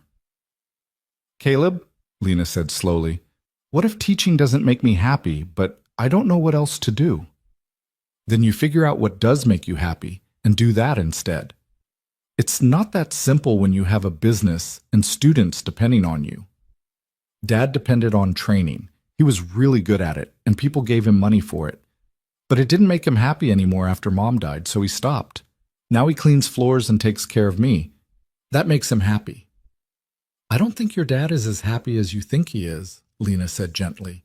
He's not all the way happy, but he's real happy. There's a difference. Evan was very quiet. When Lena looked at him, she saw tears on his face, running silently down his cheeks. He didn't wipe them away or apologize for them. Just let them be. Your kid is incredible, Lena said. I know. Evan's voice was thick. He sees things I forget to notice, like the fact that I'm actually okay now, even though okay doesn't look like what I thought it would look like. They sat in silence for a while, 3 people learning to be present with discomfort and uncertainty and the messy truth of being human. Outside the dojo windows, Seattle's evening light painted everything gold. Cars moved through streets. People walked to restaurants and homes. Life continued, indifferent to personal revelations and collapsed plans. Finally, Evan spoke. What are you going to do about the masters who are coming? I don't know. I should probably cancel. Tell them the whole thing fell through. Or you could do something else. Like what? Like use the space differently. You cleared your schedule for a seminar. You have 3 8th Dans willing to show up. That's not nothing. What would we even do? Whatever you want. It's your dojo. Evan looked around at the pristine space, the expensive equipment, the wall of mirrors reflecting empty potential. What would you do if there were no expectations, no students to impress, no reputation to maintain, no business metrics to hit, just you and some people who love martial arts? What would you want to explore? The question opened something in Lena's mind. What would she want to explore? Not what techniques would look impressive, or what combinations would win tournaments, but what actually interested her now after everything Evan had shown her. I'd want to talk about presence, she said slowly, about how we've turned martial arts into performance instead of practice, about the difference between technique and understanding, about... She stopped, afraid of how it would sound. About what? About how lonely it is at the top when you've sacrificed everything else to get there. About whether mastery is worth the cost. About finding a way back to joy after you've forgotten what joy feels like. Evan smiled. That sounds like a seminar I'd actually want to attend. It's not what people expect from a gathering of masters. There's no flash, no demonstrations, no social media content. Exactly. Which means the only people who'd show up are people who actually care about the questions. That's maybe 5 people in the entire martial arts community. Then invite those 5 people and see what happens. Lena pulled out her phone and looked at her contacts. Hundreds of names accumulated over 23 years in martial arts. Champions and masters and business people who'd built empires on the foundation of combat. How many of them would be interested in a conversation about loneliness and joy and the cost of perfection? She started with Martin Reeves. He answered on the second ring. Lena, I heard about Marcus. Are you okay? I'm fine. Better than fine, actually. But I need to know something. Why did you agree to come when I first called? Was it to watch Marcus get exposed, or was there another reason? Martin was quiet for a moment. Honest answer? Please. I was hoping to see what had changed in you. Your voice on the phone that night, you sounded different, more alive, less like you were reading from a script of who Lana Hartley is supposed to be. He paused. I've watched you for 15 years become more and more perfect and more isolated. Whatever shifted in you, I wanted to see it. The Marcus thing was just an excuse. What if I told you I'm doing a different kind of seminar? No demonstrations, no techniques, just a conversation about what we've lost in our pursuit of mastery. I'd say that sounds terrifying and necessary, and I'm definitely coming. Even though there's no famous celebrity to watch? Especially because there's no famous celebrity to watch. Those spectacles are exhausting. I'd rather have something real. Lena's throat tightened. Thank you. For what? For being willing to show up for questions instead of answers. She made similar calls to the other masters. One was confused and politely declined. The other 2 were immediately interested. By the end of the evening, she had 3 confirmed eighth dans and a plan that felt both terrifying and more honest than anything she'd done in years. Evan had finished his cleaning and was preparing to leave when Lena stopped him. "I want you there," she said. "At the seminar, not as staff, as a participant." "Lena, that's not— I know what you're going to say, that you're not qualified, that you don't have rank or credentials, that you're just a janitor. But rank and credentials are just armor, and I'm trying to create a space without armor. So I'm asking you, Evan Brooks, person who knows things about presence and flow, and the difference between technique and understanding, will you participate?" Evan looked at Caleb, who nodded encouragingly. "Dad, you should do it. These people need to hear what you know." "What I know isn't special. It's real," Lena interrupted. "That's what makes it special. Everything else is performance. What you have is real. I don't have anything prepared. Neither do any of us. That's the point. We're going to show up and be honest about what we don't know instead of pretending we have everything figured out." Evan ran his hand through his hair, a gesture Lena had learned meant he was genuinely conflicted. "This feels like a setup, like you're trying to give me some moment of validation or vindication. I'm not. I'm trying to learn from you in front of witnesses. I'm trying to demonstrate that the things you've taught me matter more than any technique I've perfected. And yes, there's a part of me that wants these masters to see you the way I see you. Is that so wrong?" "It's not wrong. It's just—" Evan struggled for words. "I'm afraid of becoming someone I'm not again, of letting other people's perception of me matter more than my own understanding of who I am." "Then don't let it matter. Show up as exactly who you are and let that be enough." "What if I'm not enough?" The vulnerability in his voice nearly broke her. This man who moved like water and spoke like he'd solved ancient riddles was afraid of being seen as inadequate. Of course he was. That's why he'd become invisible. That's why he cleaned floors instead of teaching. Not because he didn't have anything to offer, but because offering it meant risking the judgment that had already hurt him once. "You're enough," Lena said firmly. "You've been enough since the first night I tried to hit you and failed. You were enough when you showed me how to move without forcing. You were enough when you let me cry on your shoulder and didn't make it weird. You're enough right now, standing here in your maintenance uniform, afraid and willing to be afraid out loud. That's more than enough." Caleb tugged on his father's sleeve. "Dad, remember what you told me when I was scared to go to new school? You said courage is just fear that decided to show up anyway. This is your show up anyway chance." Evan looked down at his son, then at Lena, then at the empty dojo that had become something different than what it was built to be. "Okay, I'll be there, but I'm not wearing a GI or pretending to be something official. I show up as maintenance guy who has some thoughts, or I don't show up at all." Deal. The 2 weeks before the seminar passed in a strange blur of anticipation and preparation that involved no actual preparation. Lena didn't create an agenda or plan discussion topics. She just cleared the space and sent a simple message to the 3 masters who'd confirmed. Come ready to question everything. No demonstrations, no answers, just honest exploration of what mastery actually means. Her regular classes continued, but something had shifted in how she taught. She asked more questions, allowed more silence. Let students struggle with concepts instead of immediately showing them the correct execution. Some students loved it. Others were frustrated and confused. A few dropped out. Lena watched them go without trying to convince them to stay. That was new, too. Accepting that her teaching wouldn't work for everyone, and that was okay. One evening, about a week before the seminar, Michael, the tech executive who'd noticed her changing teaching style, stayed after class. "Master Hartley, can I ask you something personal?" "Of course." "What happened to you? And I don't mean that critically. You're clearly going through something transformative. I'm just curious what sparked it." Lena looked at him. This student who'd been training with her for 4 years, who'd always been technically excellent, but somehow hollow in his execution. "I met someone who showed me the difference between being good at something and understanding it." "A teacher?" "Not officially, but yes." "Can I meet them?" The question surprised her.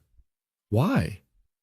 "Because I've been training for 4 years and I'm realizing I don't actually know why. At first it was fitness, then it was achievement, then it was just habit. But watching you change has made me wonder if there's something deeper I've been missing." "There is." but I'm not sure I can teach it to you. I'm still learning it myself. That's why I want to meet whoever's teaching you. Maybe they can help me start learning it too. Lena thought about Evan mopping floors while Caleb drew and wisdom dropped casually from both of them. About how the most profound teaching she'd ever received had come from someone who claimed not to be a teacher at all.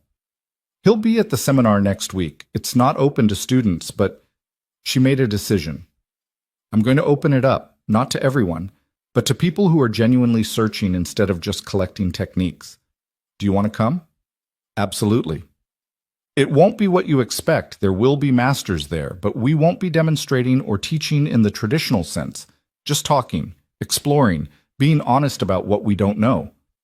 That sounds more valuable than any technique you could show me. Lena ended up extending invitations to 5 of her long-term students, people who'd shown glimmers of actually wanting to understand rather than just perform. To her surprise, all 5 accepted immediately. They were hungry for something real, she realized. They'd been hungry the whole time, and she'd been feeding them perfect technique when what they needed was honest struggle. The night before the seminar, Lena couldn't sleep.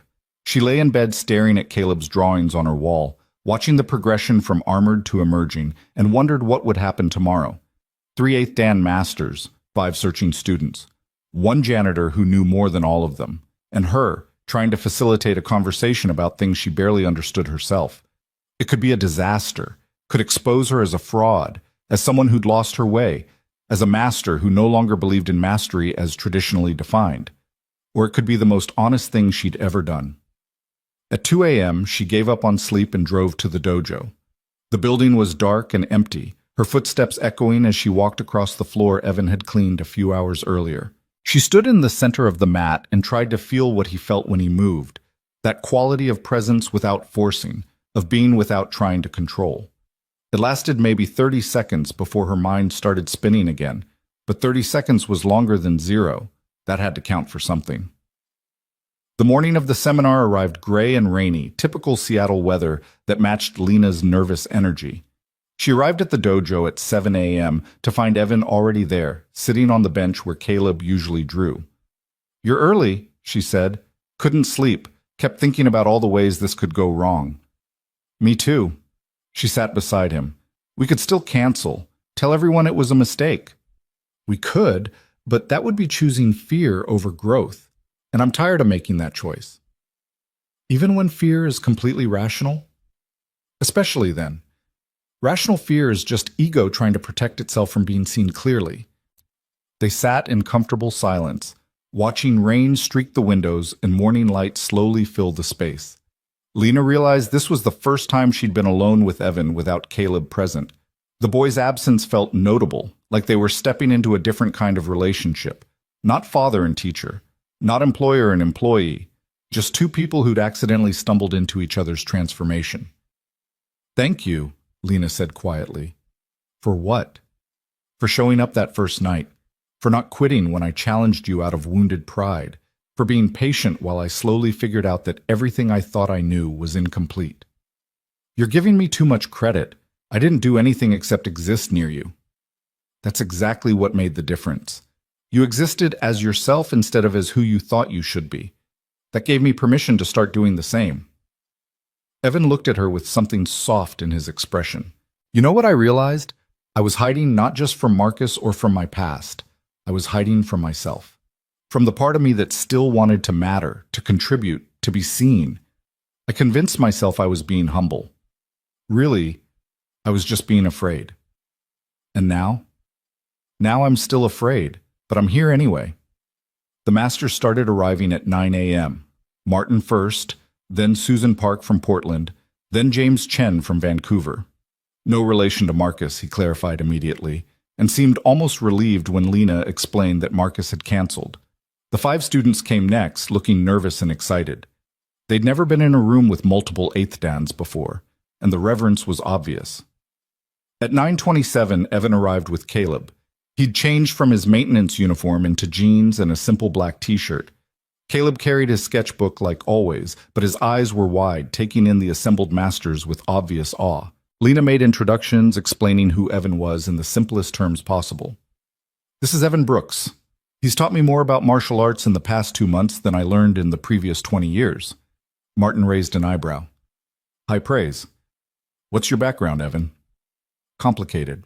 I trained in various styles for about 15 years, competed for a while. Stopped about 5 years ago. Why'd you stop? Life changed. Priorities changed. I had a son to raise, and competing didn't fit that life anymore. Susan studied Evan with the intensity of someone used to reading opponents.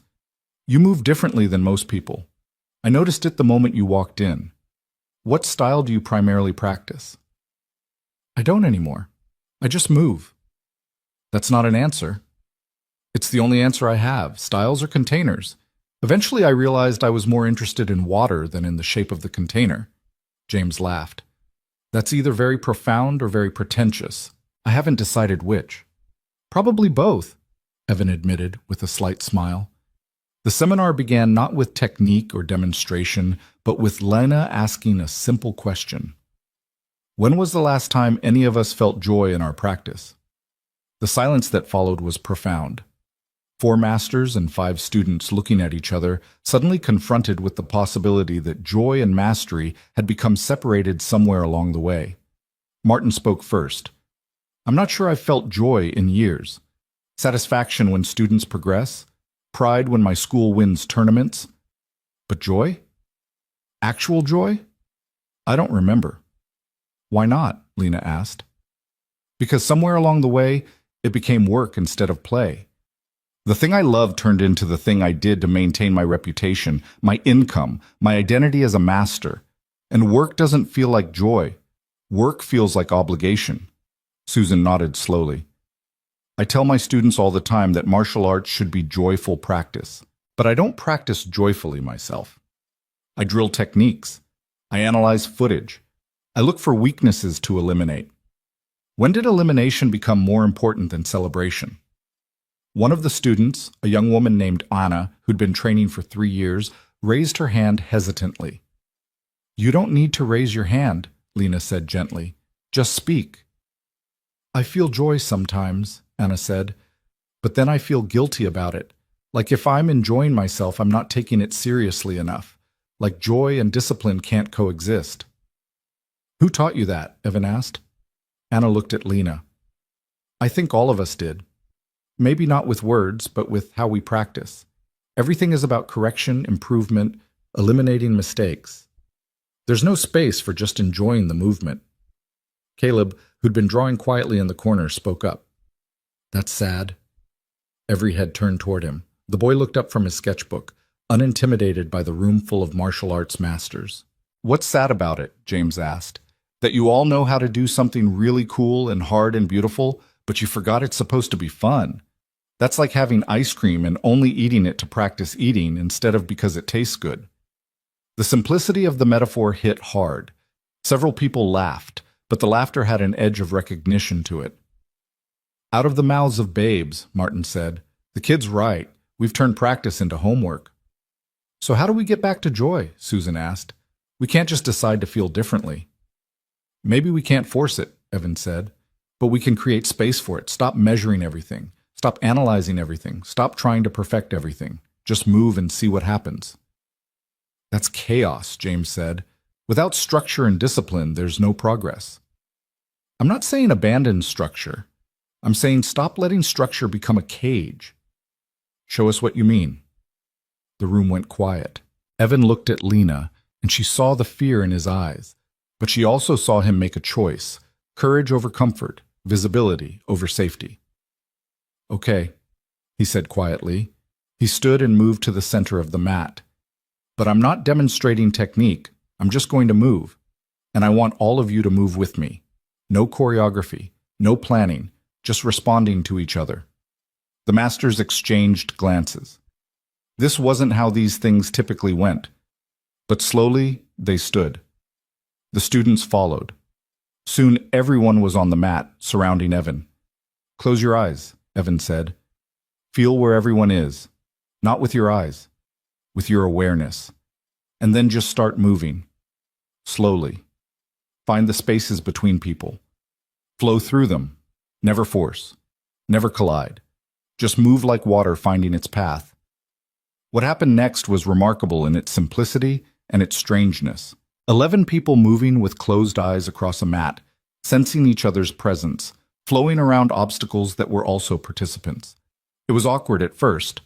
People bumped into each other, apologized, started again. But gradually, something shifted. The movement became smoother, more intuitive.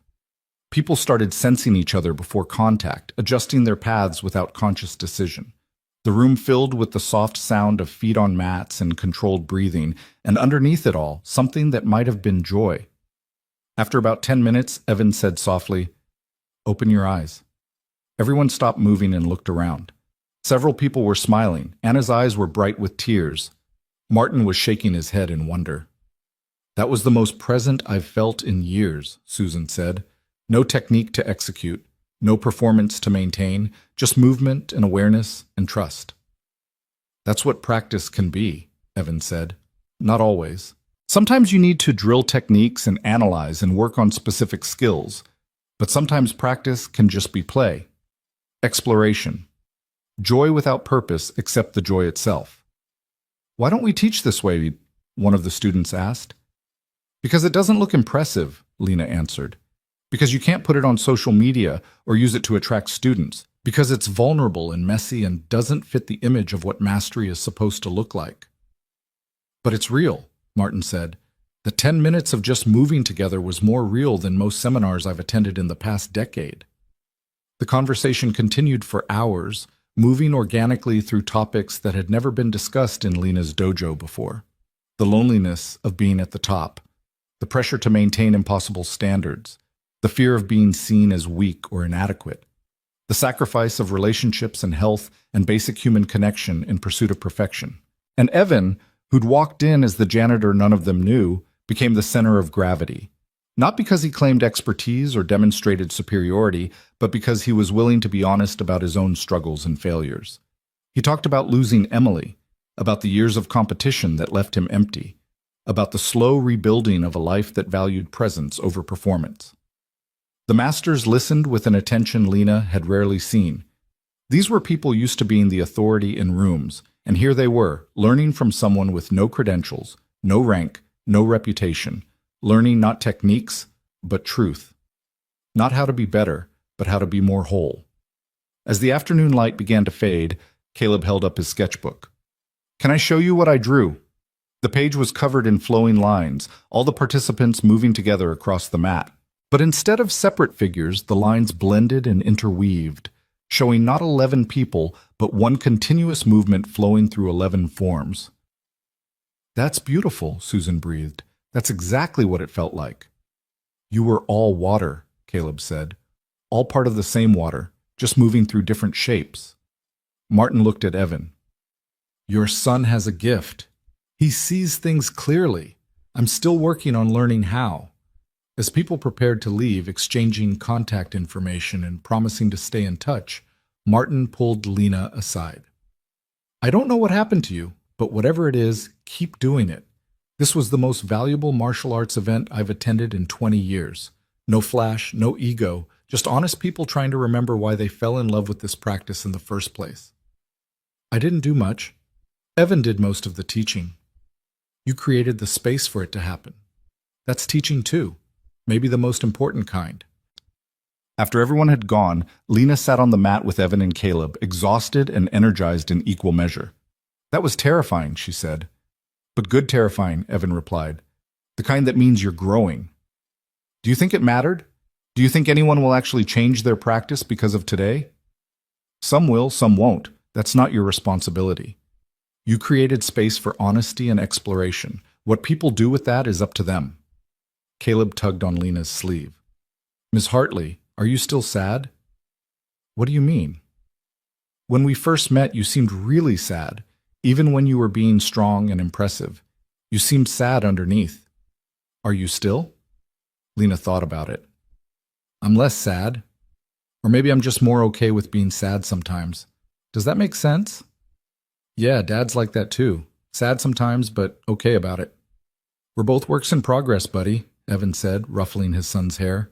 "Probably always will be." As they prepared to leave, Evan doing his usual evening maintenance, Lena realized something had fundamentally shifted. This space that had been her fortress, her proof of worth, her elaborate armor against the world, it had become something else. Something more vulnerable and more valuable. A place where honesty was allowed, where masks could come off, where masters could admit they were also students, still learning, still struggling, still human underneath all their achievements. She thought about Marcus Chen, wherever he was, probably posting another video of perfect technique to millions of followers who would never know the difference between performance and presence. Part of her still felt angry about what he'd done to Evan, but mostly she felt sorry for him. Sorry that he'd never know what it felt like to be truly seen, to be vulnerable in front of people and find acceptance instead of judgment. "Thank you," she said to Evan as he finished mopping. "You keep thanking me. I keep telling you I'm not doing anything special. You're being yourself. In a world that demands performance at all times, being yourself is the most special thing you can do." "Then you're welcome, and thank you too." "For what?" "For giving me a reason to stop hiding, for creating a space where honesty mattered more than credentials, for teaching me that being visible doesn't have to mean being vulnerable to attack," he smiled, "and for the steady paycheck, that helps too." They laughed, the sound echoing in the empty dojo, and Lena felt something she hadn't felt in years. Not accomplishment, not pride, not the satisfaction of being the best, just simple contentment. The knowledge that she was exactly where she needed to be, doing exactly what she needed to do, with exactly the people she needed to do it with. It wasn't perfect. It wasn't impressive. It wasn't going to win her any championships or attract any celebrity endorsements. But it was real. And real, she was learning, was enough. The weeks following the seminar brought changes that rippled outward in ways Lena couldn't have predicted. Martin Reeves called her 3 days later with a proposal that made her stomach flip. "I want to do this at my school in Portland. Not exactly the same, but the same spirit. Honest conversation about what we've lost and how to find it again. Will you and Evan come facilitate?" "Martin, I don't know if we're ready to—" "You're not ready. That's what makes it work. If you had all the answers, it would just be another lecture. But you're figuring it out in real time, and that's what people need to see. That masters don't have to be untouchable. That we can be honest about our struggles." Lena found herself agreeing before she'd fully processed what she was committing to. When she told Evan that evening, he looked simultaneously terrified and pleased. "Portland? That's a whole different city, a whole different group of people." "I know. We can say no. Martin would understand. Do you want to say no?" Lena thought about it. The old her would have said yes to avoid risk, to maintain control, to protect her carefully constructed image. The emerging her wanted to lean into the discomfort, to see where this path led. "No. I want to see if what happened here can happen somewhere else. I want to see if it was real or just a fluke." "It was real. But real is fragile. It doesn't always survive transplanting." "Then we'll find out together." Caleb was doing homework at his usual bench, but he looked up with interest. "Can I come?" "To Portland?" "Buddy, it's a school day." "But I learn more watching you teach than I do at school sometimes. And I could draw. Drawing is educational." Evan looked at Lena, a question in his eyes. She understood what he was asking. Was Caleb becoming too attached to this world? Was Evan letting his son get caught up in something that might not last? "He should come," Lena said. "His perspective matters. The drawings matter.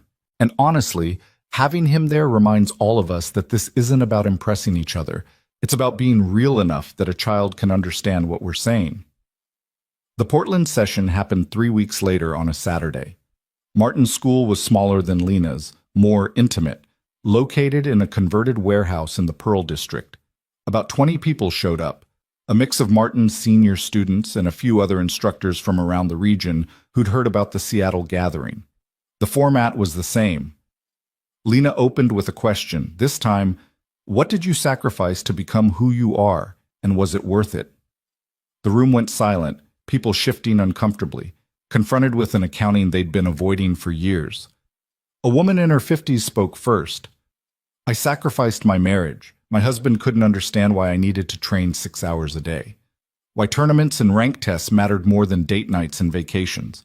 He left after 10 years and I told myself it was his loss, that he didn't understand dedication. Her voice cracked. But sitting here now, I realize I'm a fourth Dan black belt and I'm completely alone. And I don't know if the trade was worth it. Others shared similar stories. Relationships ended, children grown distant, health compromised, financial security sacrificed for competition travel. Years spent chasing rank and recognition while life happened around them, unnoticed and unappreciated. Evan listened to all of it before speaking. I did the same thing. I sacrificed my marriage too, in a different way. I was physically present but emotionally absent. Training consumed me. My wife would try to talk to me about her day, and I'd be mentally rehearsing combinations. She'd want to go out, and I'd need to train. She loved me anyway, but I didn't give her the presents she deserved. He looked down at his hands. She died before I figured that out. I don't get to go back and make different choices. That's something I carry every day. How do you live with that? The woman asked. By making different choices now. By being present for my son in ways I wasn't present for his mother. By valuing connection over achievement. By measuring my days not by what I accomplished, but by how fully I showed up. He paused. And by forgiving myself when I fail at all of that, which is often. That sounds impossibly hard. It is. But it's real hard instead of fake easy. Fake easy is pretending that sacrificing everything for mastery is noble. Real hard is admitting you made choices that hurt people and choosing differently going forward. The conversation deepened from there, moving into territory that made everyone uncomfortable but also strangely relieved. These were conversations nobody had in martial arts spaces. Admissions of loneliness, regret, the dawning realization that perfection was a cage they'd built for themselves. During a break, Martin pulled Lena aside. This is going to sound strange, but I think Evan might be the most important teacher in American martial arts right now. He's not a teacher. He's a janitor who happens to have profound insights. That's what makes him important. He's not trying to build a following or maintain a brand. He's just honest about his experience. And in a world drowning in performance and pretense, honesty is revolutionary. You won't want to hear that. He barely agreed to come to Portland. I know, but someone needs to document this. What he's saying, what you're creating together, it matters. Document it how? I don't know yet, but we need to preserve it somehow before it gets lost or corrupted or turned into something commercial. Lena hadn't considered that possibility. She'd been so focused on her own transformation that she hadn't thought about the broader implications. But Martin was right. There was something happening here that transcended her personal journey. A movement, maybe, or at least a conversation that needed to continue. After the Portland session, 3 more schools reached out requesting similar gatherings. Lena had to start saying no. She still had her own dojo to run, her own students to teach, her own practice to maintain. And Evan had his actual job, his son to care for, his own life that existed outside of these intense philosophical discussions. But one invitation she couldn't refuse came from Susan Park, the master who'd attended the original Seattle seminar. Susan ran a program for at-risk youth in South Seattle, teaching martial arts as a way to build confidence and discipline. She wanted to know if Lena and Evan would come talk to her kids. They don't need to hear about technique, Susan explained. They get plenty of that from me, but they need to hear what you're teaching, that strength doesn't mean hardness, that discipline doesn't mean destroying yourself, that being vulnerable isn't the same as being weak. Those are pretty advanced concepts for teenagers, Lena said. These kids have been through more than most adults. They can handle advanced concepts.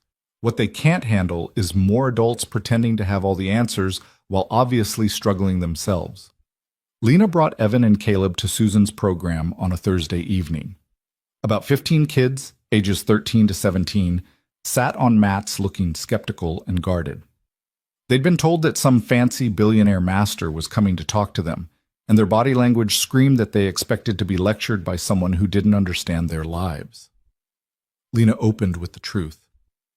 I'm going to be honest with you. I have no idea what I'm doing here. Susan invited me because she thinks I have something valuable to share. But looking at all of you, I'm realizing I'm probably going to learn more from you than you'll learn from me. Then why should we listen? A girl in the back asked. Not hostile, just direct. Good question. Maybe you shouldn't. Maybe you should just let me and Evan answer your questions, and if nothing we say is useful, you can ignore all of it. Who's Evan? A boy asked. Evan raised his hand slightly. That's me. I clean floors at Ms. Hartley's dojo. Also trying to raise my kid and not completely mess him up. The kids looked confused. They'd expected another master, another authority figure. Instead, they got a janitor in jeans who admitted to struggling with basic parenting. "Why are you here if you're not a teacher?" the girl asked. "Because apparently I know some things that matter, even though I don't have fancy credentials. And because Caleb here," he gestured to his son, "thinks you guys might benefit from hearing that adults don't have everything figured out either." Caleb, sitting cross-legged with his sketchbook, looked up. "You all seem really tough, like you're protecting something important inside. My dad used to be like that. He says it's exhausting." The room went very quiet. These kids, who'd learned to armor themselves against a world that was often cruel and unfair, recognized themselves in that simple observation. "What happened to your dad?" a boy asked Caleb. "He stopped trying to be tough all the time. He cries sometimes now, but he's happier, sad happy, but that's better than numb tough." "Your dad cries?" The boy sounded incredulous. "Yeah, usually about my mom. She died when I was little. He misses her." Evan's face showed discomfort at his son's candor, but he didn't deny it. "Caleb's right. I spent years not crying, not feeling, not being present. I thought that made me strong. Really, it just made me disconnected." "My mom says men who cry are weak," a girl said. "My mom used to say that emotions were for people who couldn't handle reality," Evan replied. "Then reality hit me so hard I couldn't avoid emotions anymore. And I learned that feeling things doesn't make you weak, pretending you don't feel things while they eat you from inside. That's what actually destroys you." The conversation opened up from there. These kids, who'd been taught to be hard to survive, started asking questions about vulnerability and strength, about whether discipline meant self-destruction, about how to know the difference between protecting yourself and isolating yourself. Lena watched Evan with these teenagers and saw something she hadn't fully appreciated before. He wasn't wise because he'd figured everything out. He was wise because he was still actively figuring it out, and he was honest about the process. These kids didn't need someone to tell them how to be. They needed someone to show them that being was a continuous practice, full of mistakes and course corrections, and the courage to keep trying. After the session, Susan walked them to their cars. "Thank you. That was exactly what they needed."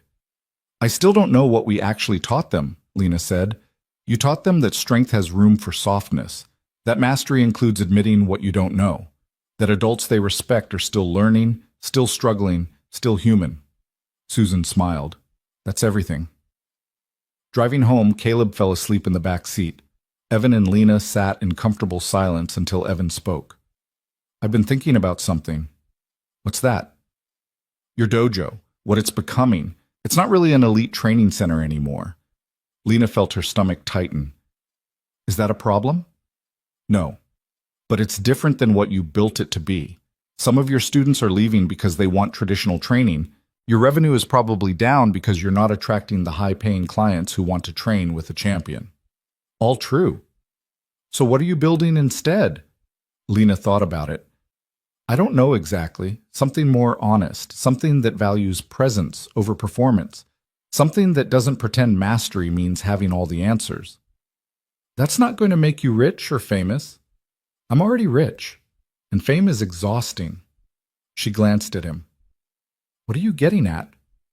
"I'm getting at the fact that I'm still mopping your floors for minimum wage, while also being some kind of philosophical teacher to your students and anyone else who asks. And that's starting to feel unsustainable." Lena's heart dropped. "Are you quitting?" "No, I'm asking if there's a different arrangement we could make. One where I'm actually compensated for both the floors and the philosophy. Where I can stop working overnight maintenance at 2 other buildings just to make rent." "You work other buildings?" 3 total. Yours, an office complex, and a gym. I work about 50 hours a week for not enough money, and Caleb spends most of his evenings sitting on benches watching me clean. It's not sustainable long term." "Why didn't you say something?" "Because I'm used to making do, used to not asking for things, used to believing I don't deserve more than the minimum." Evan's voice was steady but firm. "But watching you transform, watching you claim what you deserve and build something true, it's making me realize I deserve more too. Not because I'm special, Just because I'm human and I work hard and I have something to contribute. What do you want? I want to teach at your dojo. Officially. Not as a master or authority figure, just as someone who can help people explore presence and flow and what it means to practice from wholeness instead of fear. And I want to be paid enough that I can stop working 3 jobs and actually be present for my son. Oh, Lena felt something bloom in her chest, relief and joy, and the rightness of an idea she should have had weeks ago. Yes, absolutely yes. What would you need? Enough to cover rent and basic expenses. Health insurance for me and Caleb, and a schedule that lets me pick him up from school and be home for dinner. Done. You can start next week. Evan looked surprised. You don't need to think about it? Check your budget? Discuss it with your business manager? I don't need to think about it. This is the most obvious decision I've made in years. You've been teaching already. Now you'll just be compensated fairly for it. What will your established students think? The ones who are already uncomfortable with how much things have changed? The ones who can't handle change will leave. The ones who are ready to grow will stay.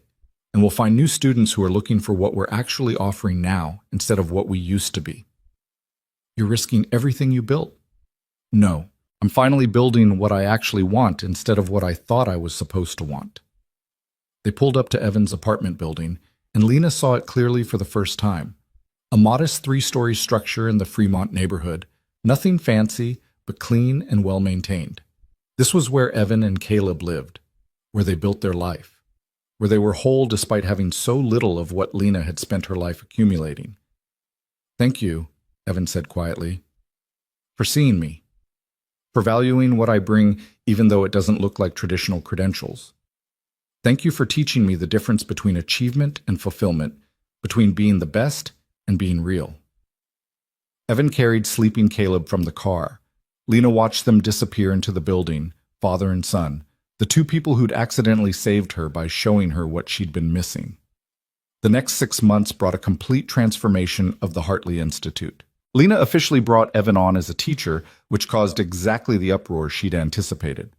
3 of her senior students left, offended that someone without formal rank or credentials was being given authority. 2 wrote negative reviews online, claiming the dojo had lost its standards. But something unexpected happened. For every student who left, 2 new ones arrived. People who'd heard about the seminar, about the honest conversations, about a space where mastery was being redefined. They came looking for something beyond technique, and they found it. Anna, the student who'd admitted to feeling guilty about joy, became one of Evan's most dedicated practitioners. She stopped measuring her progress by belt rank and started measuring it by presence and growth. Other students followed her lead. Michael, the tech executive, brought 3 colleagues who were all successful and miserable and searching for something real. They trained like they'd been starving and finally found food. Lena restructured her class offerings. Traditional technique classes in the mornings for students who wanted that. Exploration sessions in the evenings with Evan, focusing on flow and presence and honest practice. And once a month, an open conversation like the original seminar, where anyone could come and discuss what they were struggling with in their practice and their lives. The financial numbers were actually better than before. It turned out there was significant demand for honest martial arts instruction. People were tired of performance and pretense. They wanted truth, even if truth was messy and uncomfortable. Martin's Portland school implemented similar changes. Susan's youth program became a model for other community programs. The 3 masters from the original seminar each started incorporating more honest conversation into their teaching. It wasn't a revolution, but it was a shift, a small movement toward presence over performance. Caleb continued to draw, his sketchbooks filling with images of people in motion, people being real, people slowly removing their armor. Lena bought him premium art supplies and suggested he might want formal instruction someday.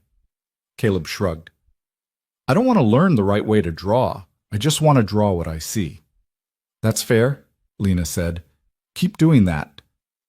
The moment that defined everything came on a Tuesday evening in October, 6 months after the original seminar.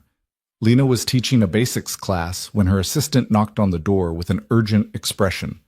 Lena, there's someone here to see you. He says it's important. Can it wait until after class? He says no. And honestly, you might want to handle this. Lena excused herself and found Marcus Chen standing in her lobby, looking exactly as he did in his social media posts. Expensive athletic wear, perfectly styled hair, the confident posture of someone used to being the most important person in any room. Marcus? Lena, you're looking well. His smile didn't reach his eyes. I heard about what you've been doing. The seminars, the changes to your program. Very interesting. What do you want? Direct. I appreciate that. I want to know why you've been subtly undermining me for the past 6 months. I haven't been thinking about you at all, actually. Really? Because everywhere I go, people are asking why Marcus Chen teaches Flash while others teach Substance. Why my instruction is performance while yours is real. Your little movement is damaging my brand. My movement isn't about you. It's about creating space for honest practice. And you just happened to start this right after I canceled my seminar here. That's quite a coincidence. Lena studied him. Up close, she could see what she'd missed in videos, the tightness around his eyes, the tension in his shoulders, the armor he wore that was even more elaborate than hers had been. He was terrified, not of her, but of irrelevance, of being exposed, of mattering less. Marcus, do you actually love martial arts? The question clearly surprised him. What kind of question is that? A simple one. Do you love the practice, the movement, the art itself? Or do you love being famous for it? I can love both. Can you? Or did one consume the other so gradually you didn't notice? I don't need a philosophy lecture from you, Lena. I came here to tell you to stop poisoning the well. Stop telling people my instruction is empty. I've never mentioned your name. Not once. Not in any seminar or class or conversation. But you don't have to. The contrast is obvious. You're the master who became humble. I'm the celebrity who stayed shallow. That's the narrative. That's your narrative. I'm just trying to teach honestly. Marcus's composure cracked slightly. You know what? You're right. You didn't poison anything. I did it myself. I built everything on flash and charisma and looking impressive, and now people are starting to notice there's not much underneath. He laughed bitterly. You know what the worst part is? I know I'm technically excellent. I've worked incredibly hard on my technique, but I've forgotten why any of it matters. I perform for cameras and crowds, and it feels empty, and I don't know how to get back to something real. Lena felt something shift. This wasn't an enemy. This was another person in armor, just as trapped as she'd been, maybe more so because his trap was public and profitable, and therefore impossible to escape without losing everything. Do you want to? She asked quietly. Want to what? Get back to something real. I don't even know what real would look like anymore. It would look like admitting you're lost, like asking for help, like being willing to be a beginner again in some ways while maintaining your expertise in others. That would destroy my brand. Probably, but it might save you. Marcus was quiet for a long time. There's someone here, isn't there? Someone who helped you figure this out. Yes. Can I meet them? Lena almost said no. Almost protected Evan from this man who'd humiliated him years ago. But then she remembered what Evan had said about not needing protection, about being responsible for his own presence. He's teaching right now, evening class. You can watch if you want, but you need to actually watch, not analyze, not judge. Just watch and see what you see. Marcus followed her to the observation window overlooking the main training floor. Inside, Evan was leading a class of about 12 students through what looked like slow-motion improvisation. People moving through space, around each other, responding to presence rather than attacking or defending. It looked nothing like traditional martial arts training. It looked like dance or meditation or play. That's it, Marcus said. That's the revolutionary teaching everyone's talking about? Watch, Lena said again. They watched for 15 minutes. Gradually, Marcus's expression changed from dismissive to confused to something that might have been hunger. These students weren't performing, they were present. Moving from real center, responding from awareness rather than rehearsed technique. It was simple and profound and utterly unlike anything Marcus taught. Who is that instructor? Marcus asked. His name is Evan Brooks. Marcus's head snapped around. The janitor? The teacher, though he still cleans the floors too. Some habits die hard. Huh? That's the same guy from the gym 5 years ago? Yes. Why is he here? Because I hired him. Because he knows things I needed to learn. And because he's a better teacher than anyone I've ever met, including myself.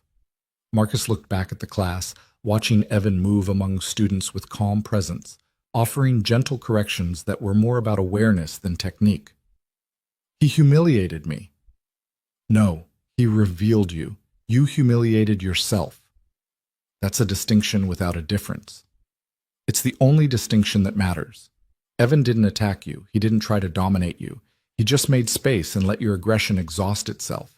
That's not humiliation. That's a mirror. Some mirror. It showed me I was an asshole. Were?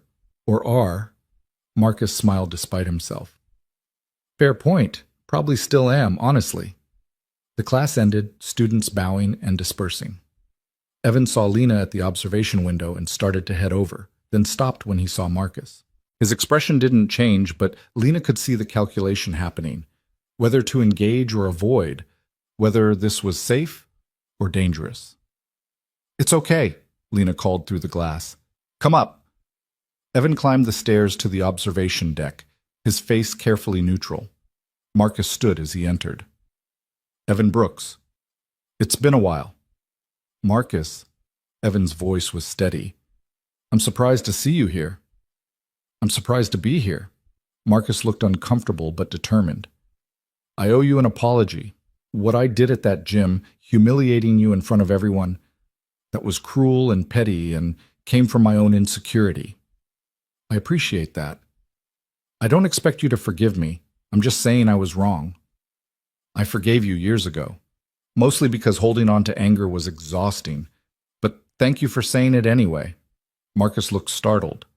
Just like that? You forgive me? Just like that. What purpose would not forgiving you serve? It wouldn't change what happened. It would just keep me chained to it.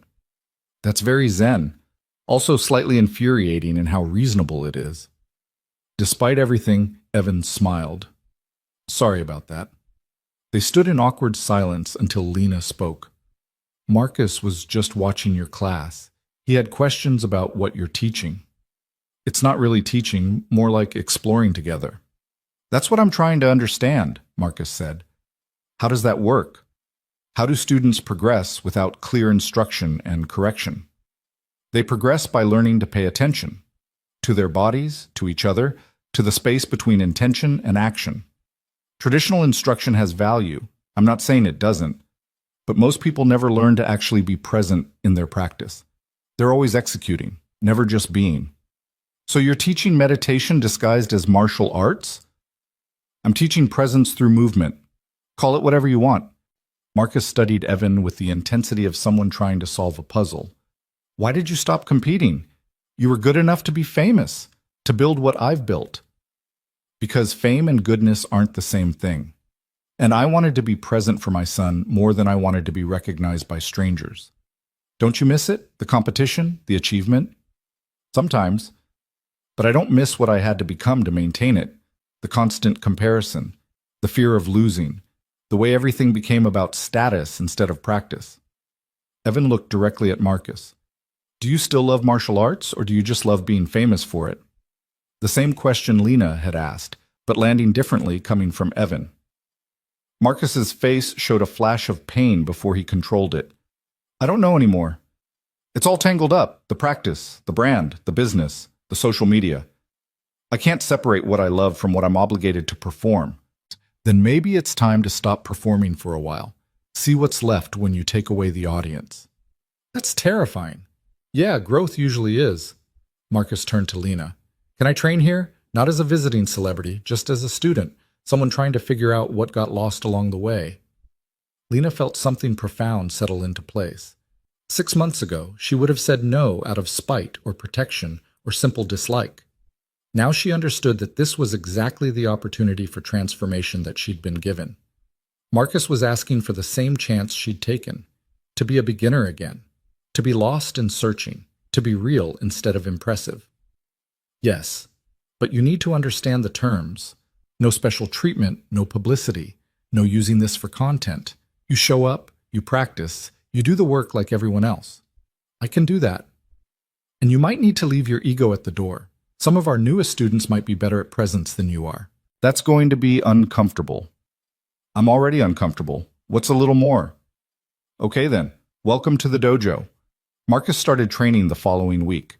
Lena put him in Evan's evening exploration class, which meant Marcus Chen, 2 million Instagram followers, internationally recognized martial artist, celebrity instructor, spent his time doing slow-motion movement exercises with dental hygienists and accountants and college students who'd never heard of him.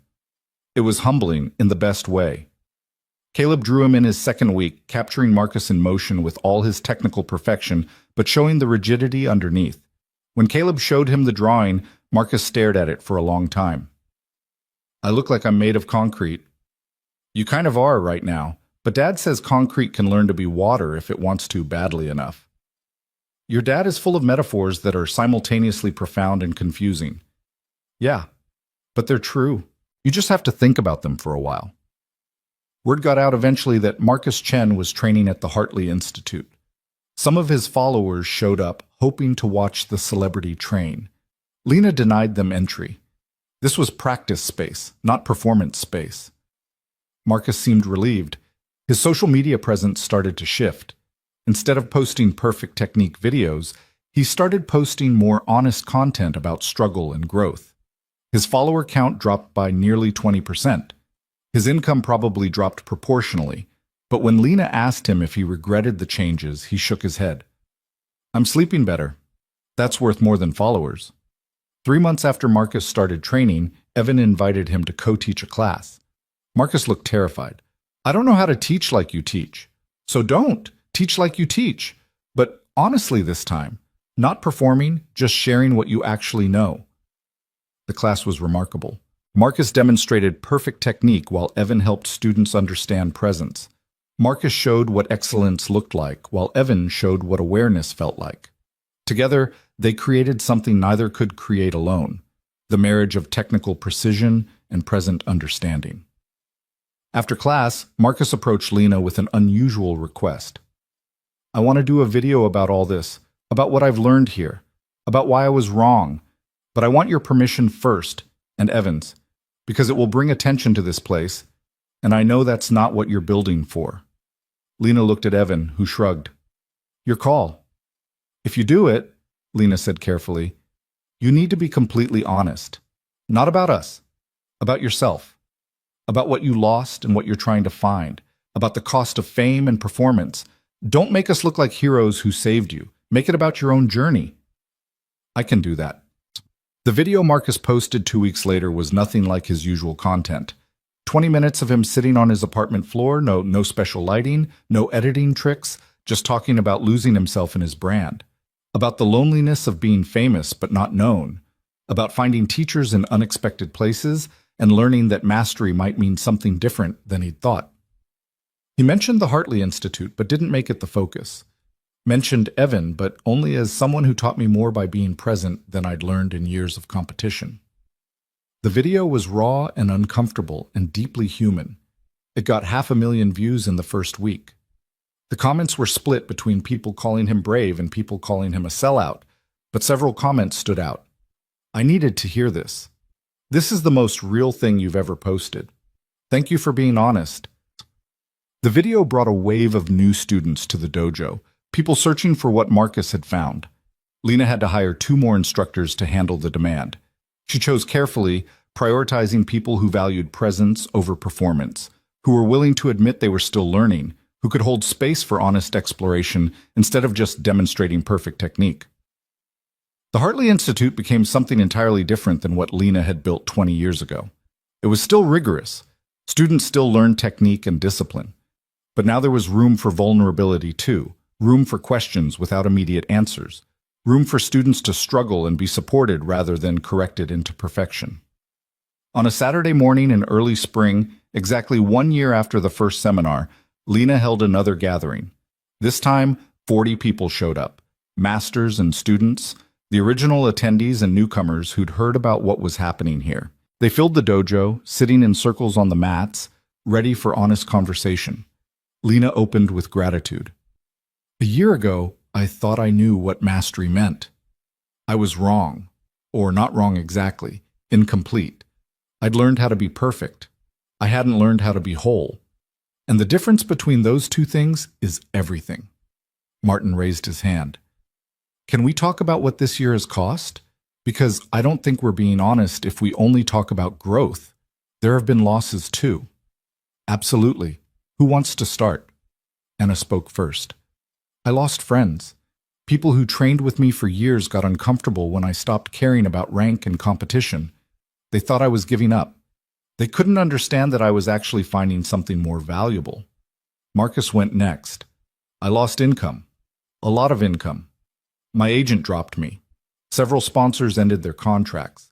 When you stop performing the way people expect, there are consequences. Do you regret it? Someone asked. Marcus considered. No, I regret that it was necessary. That we've built a martial arts culture where honesty costs you professionally, but I don't regret choosing substance over flash. Evan, sitting with Caleb as always, added his voice. I lost my invisibility. That might sound strange, but being invisible was safe. Nobody expected anything from me. Nobody judged me. When Lena asked me to step into visibility, to teach, to be seen, that was terrifying. Some days it still is. But you're happier, Caleb said. You smile more. You cry more too, but in a good way. Yeah, buddy, I'm happier, scared and happy at the same time. Lena listened to people share their losses and their gains, the complexity of transformation, the reality that growth meant sacrifice. But it was sacrifice chosen consciously, with open eyes, rather than sacrifice demanded by armor and fear.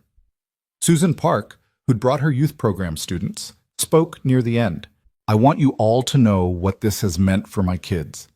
These teenagers who've had to be so hard to survive, they're learning they can be soft sometimes. That strength has room for tears. That discipline doesn't mean destroying yourself.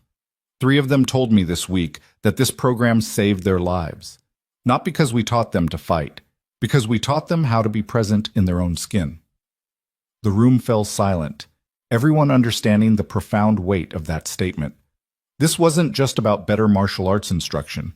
It was about teaching a different way of being human, one that valued wholeness over perfection, presence over performance, honest struggle over impressive facade.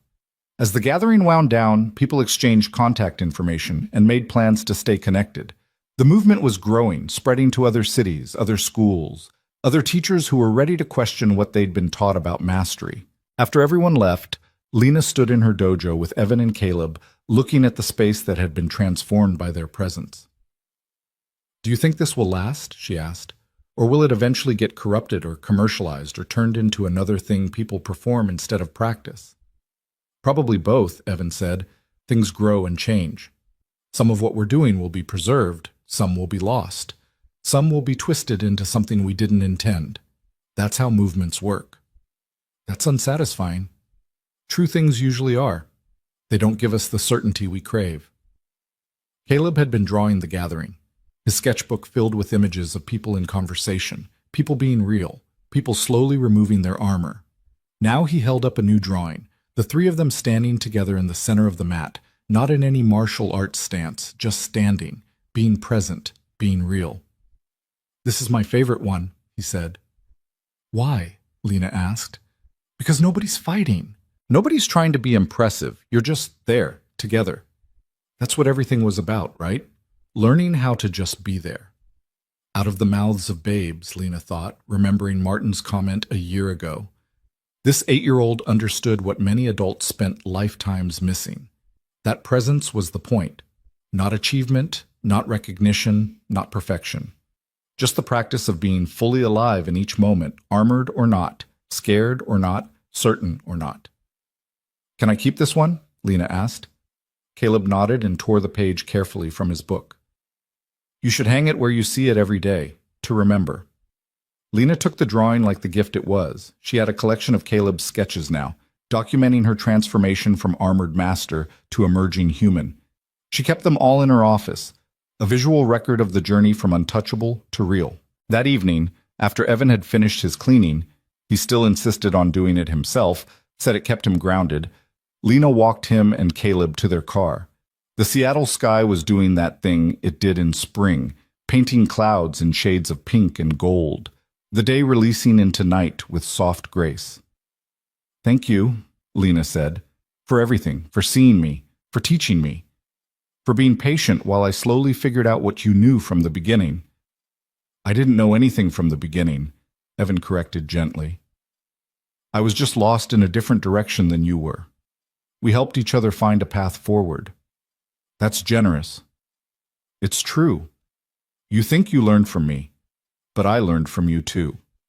You showed me I could be visible without being vulnerable to attack, that I could contribute without sacrificing my peace, that teaching didn't have to mean returning to competition and performance.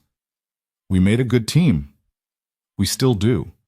Caleb, already buckled into the back seat, called out through the open window. "Ms. Hartley, can I ask you something?" "Always." "Are you happy now? Really happy? Not sad happy like Dad? Just happy?" Lena thought about it honestly.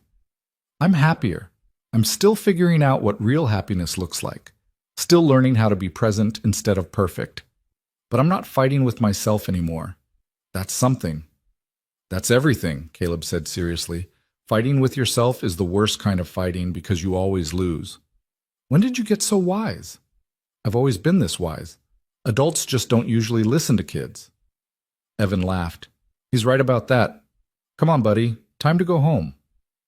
As they drove away, Lena stood in the parking lot watching taillights disappear into Seattle traffic.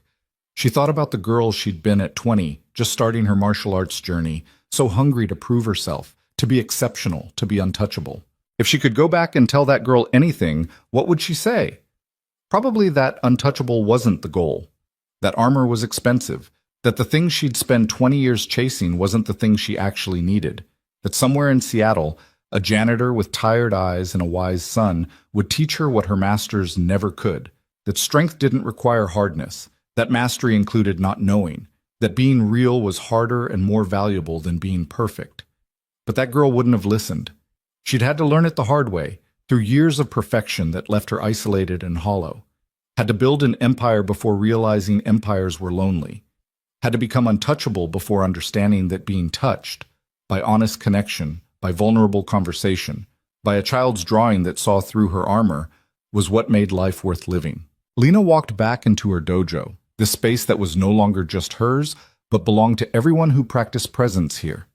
She stood in the center of the mat where she'd first tried to hit Evan and failed, where she'd cried for the first time in years, where she'd learned to move without forcing, where she'd built something new from the ruins of perfect. The space held all of it, every transformation, every honest conversation, every moment of choosing real over impressive. And tomorrow, it would hold more. More students searching for presence, more masters willing to admit they were still learning, more children drawing truth, more ordinary moments of extraordinary teaching. Lena bowed to the empty dojo, a gesture of respect and gratitude. Then she turned off the lights and went home to her penthouse overlooking the city, carrying Caleb's latest drawing, ready for whatever came next. She was no longer the untouchable master. She was just Lena, scared and hopeful, struggling and growing, imperfect and whole. And that was enough. More than enough. That was everything.